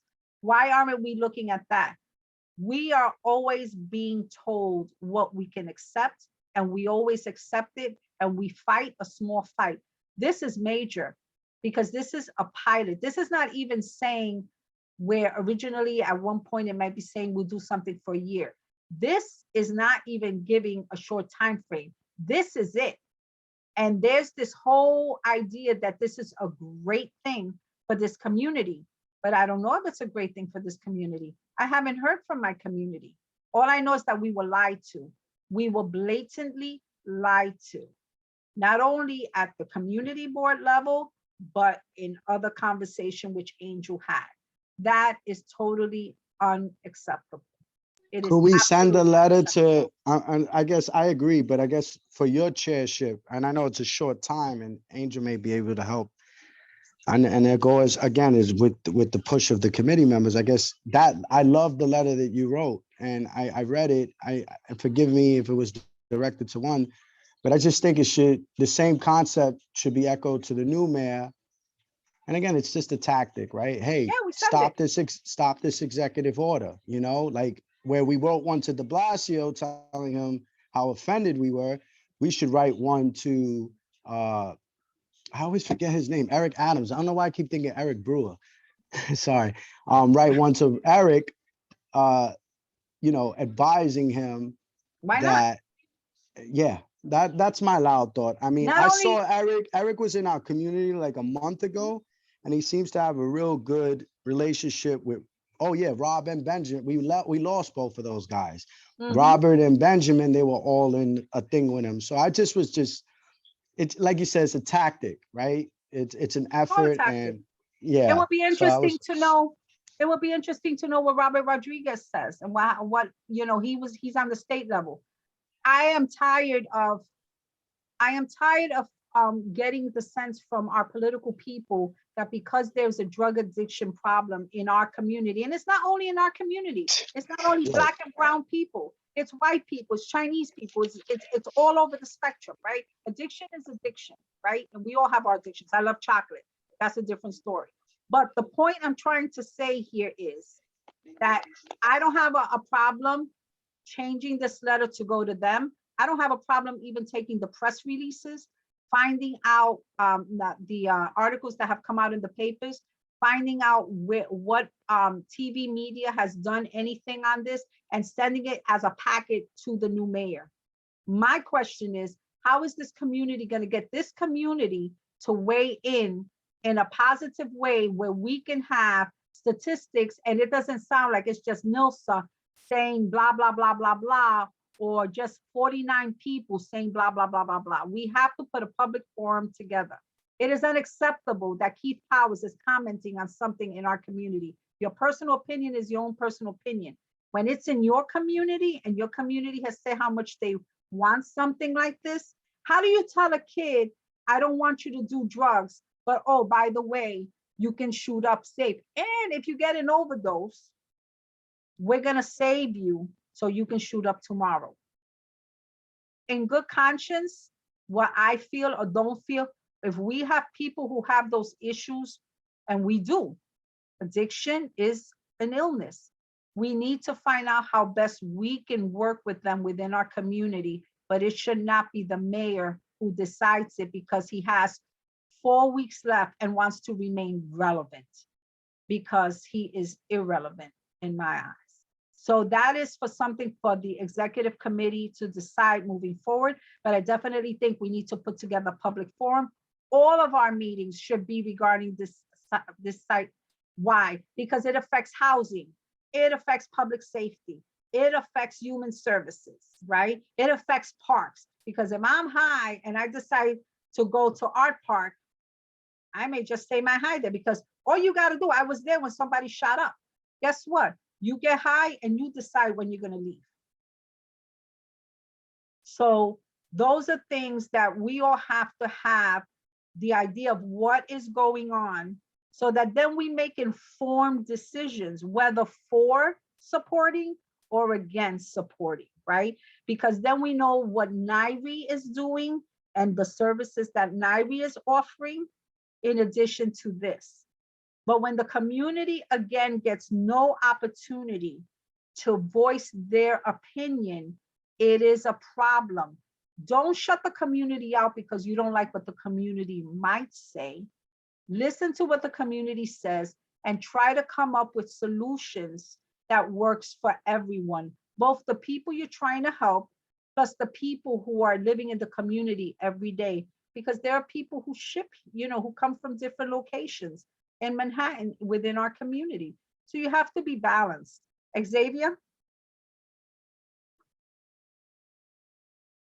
Hi, I'll defer until after Adem and the others have spoken. I apologize for being late. Adem? Thank you. Yeah, I just have some thoughts on this. First of all, I think, Nilsa, when whoever said to you that, are you against recovery? That's such a manipulative comment to make, because it tries to shift the frame of the whole thing. Like, oh, so if you don't support this, you're a bad person. And I've, in previous meetings with other things that have been brought to this community, have spoken out against it. And I've been said, the same thing's been said to me, but it's not that I'm against recovery or against this. I'm just against one community seeming to have to shoulder so much of a burden. And I mean, I'll say this knowing and that I'm a white man and only seeing it through like that lens, but I just don't see how this doesn't come off as extremely racist. I mean, the implication is that, you know, we have all these methadone clinics, homeless shelters, drug clinics. It's like all these negative things get dumped in this community. And like you said before, drugs are something that people of all races do. Being homeless is something that all people of all races have. And I just think that the statistics then will get skewed because you're putting all these clinics in here and then you're getting people from all over. So from downtown, from Long Island, from wherever, they're just going to come here to do those things. Then it's going to seem like we have a problem. And just to end on this note, I'll give you an example. At this month's License and Permits Committee meeting, we had an applicant that had been in business. They've been in business for like 20 years. They've never had a liquor license. And they finally, you know, they think in order to stay in business, they need to get a liquor license. They haven't had any problems with their location or anything.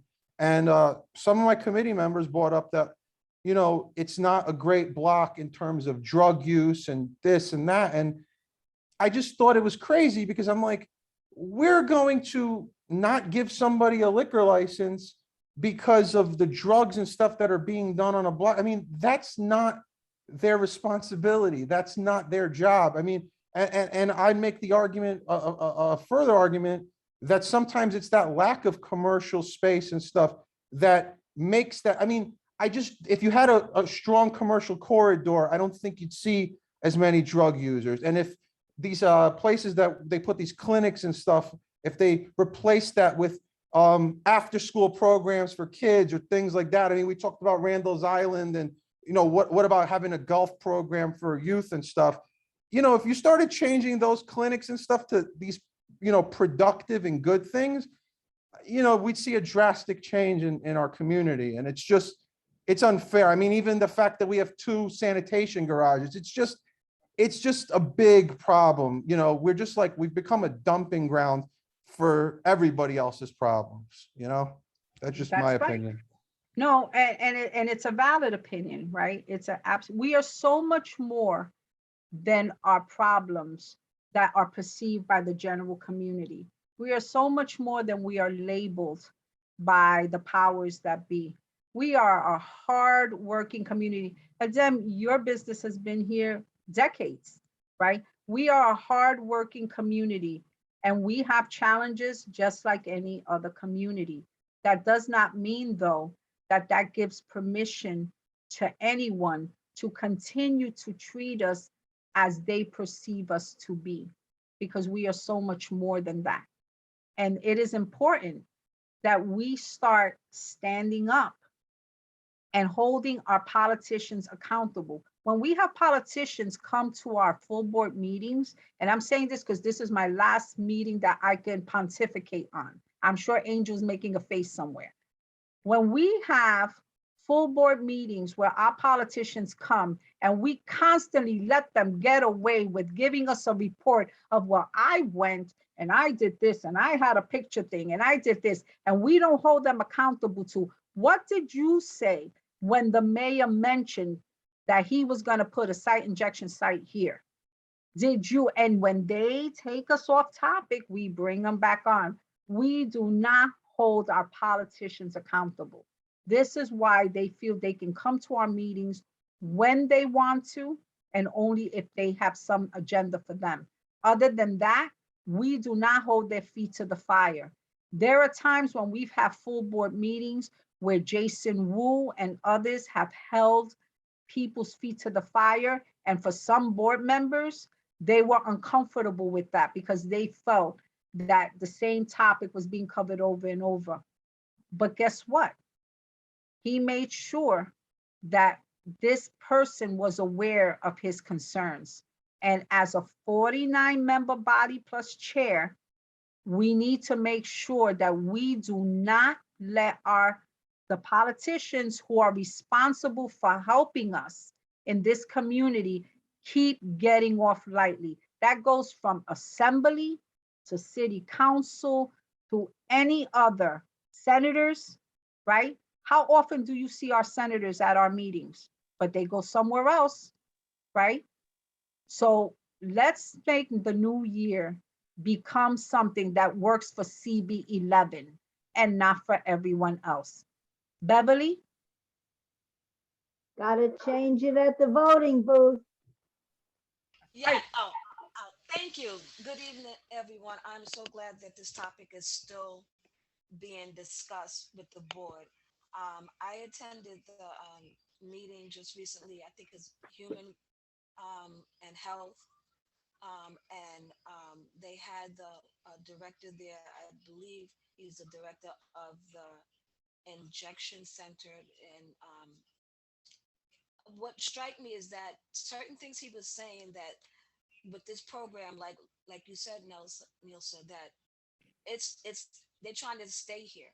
It's not a pilot program. He's looking to he made mention that he's looking to have this a 24-hour program.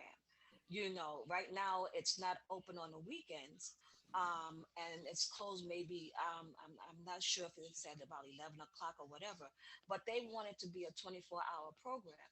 He also mentioned that he wants to have another aspect of this his site to be where they can administer other things, like if someone wants to say, okay, I don't want to use drugs no more, um, can you help me in some type of program, because they can't right now do that they have to send those people to another program.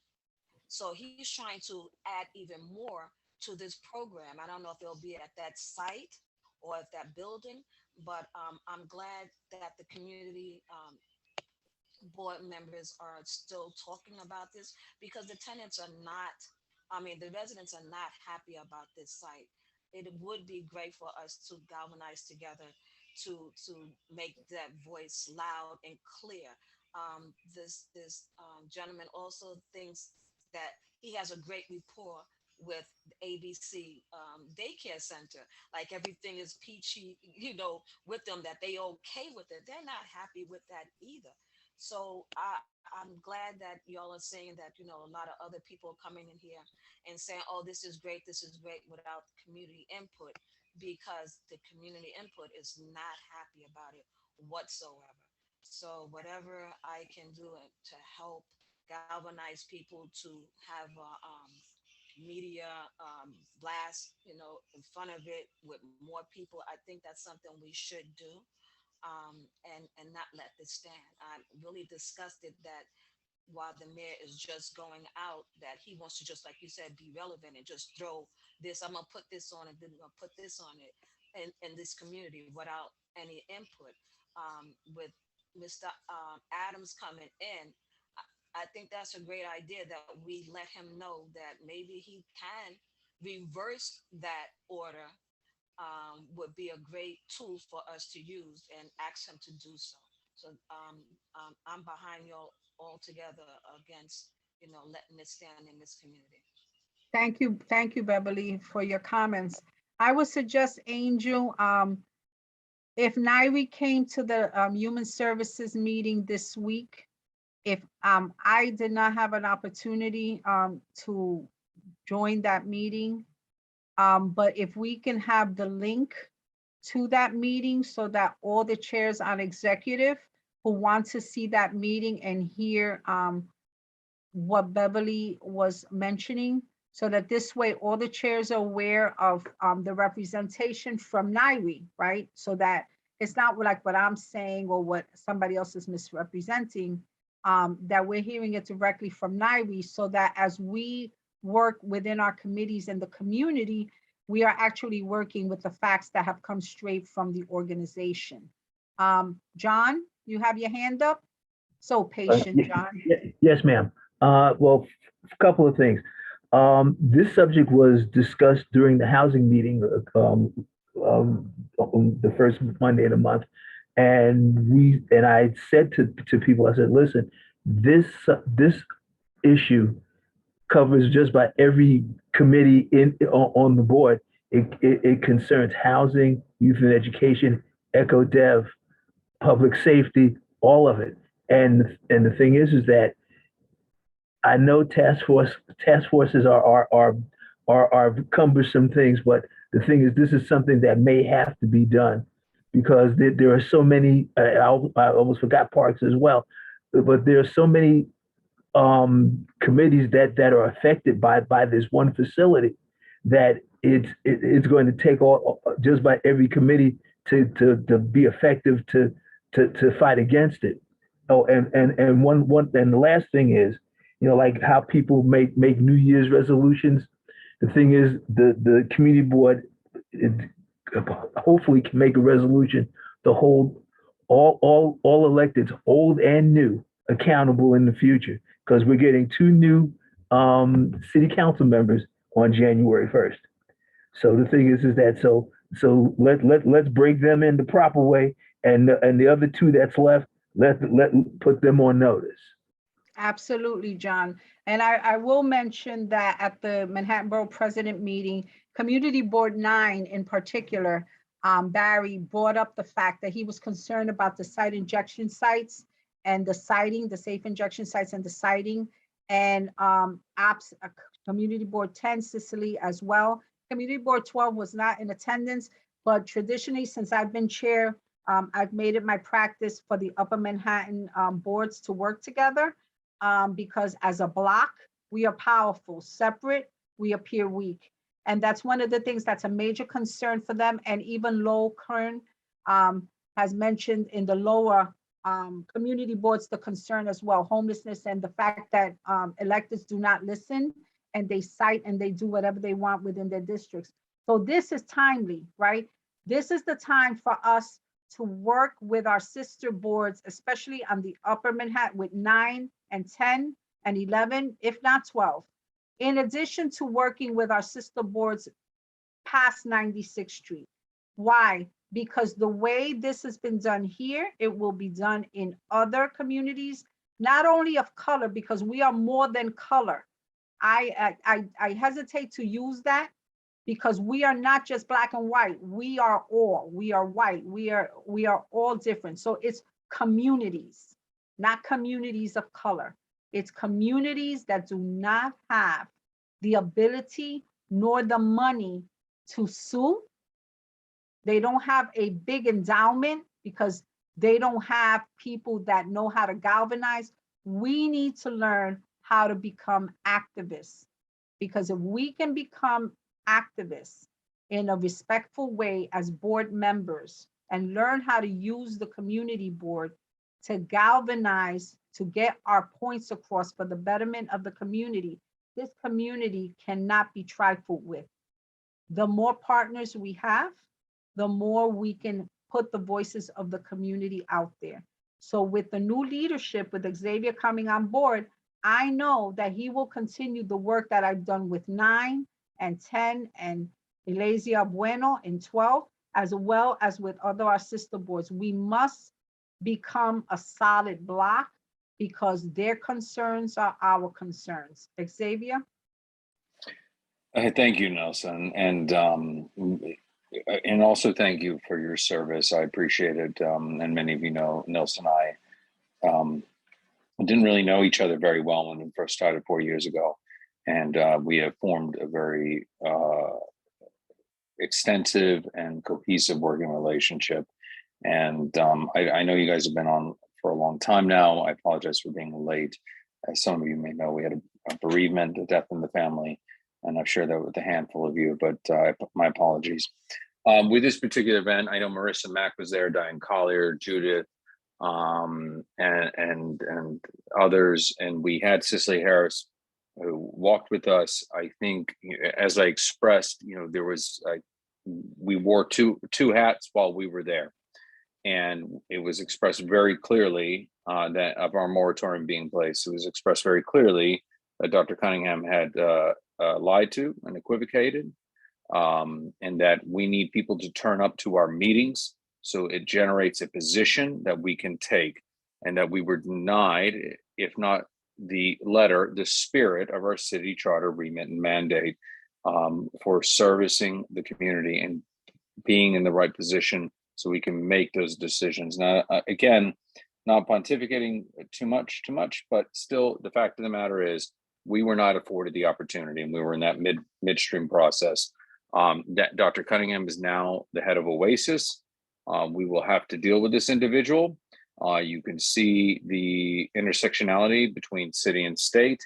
And as our Chair Nilsa said, there was a desire to maintain relevancy.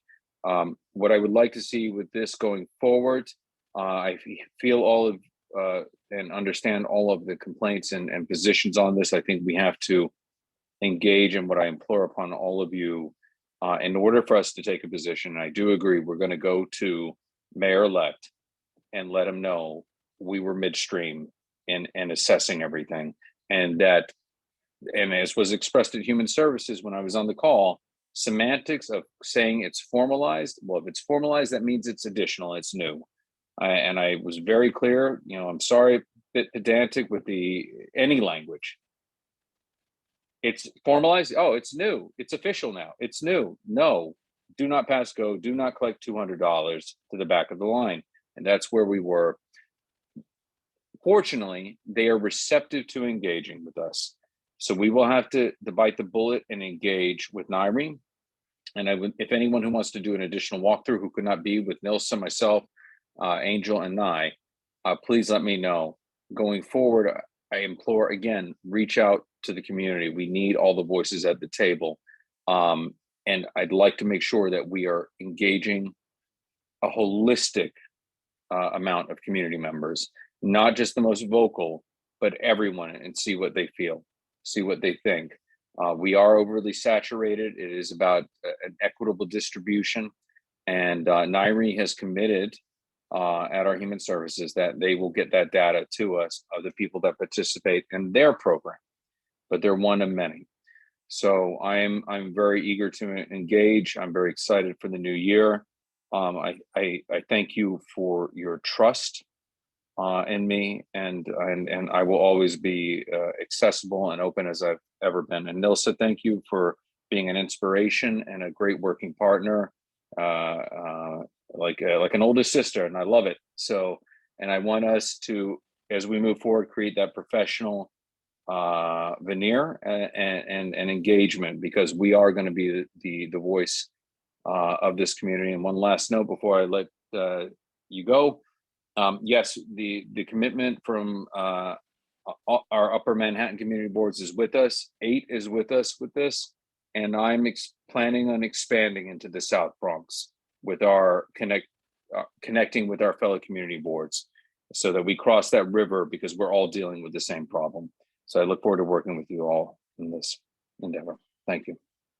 Thank you, Xavier, for your words. I would have left out the older and the older sister bit, but the fact that you consider me that, I thank you so much. Just a little joke. No disrespect. No disrespect. You treat me like, I mean, like, yeah, you want to take care of me. Like, I like that. That's good. Yeah, it was just a little joke. It was just a little joke at 9:30 that went flat because everyone was a little tired. But it's all good. So, I just wanted to be sure, first of all, again, and I'm not going to go in ad nauseum. I want to thank you all for your service, for your support, for those who have argued with me and have still showed up the next day to talk to me and be civil to me and have supported me, for those that thought that they couldn't do chairship and then they are being interim chairs, and for those who have always accepted my calls and have given me the benefit of the doubt.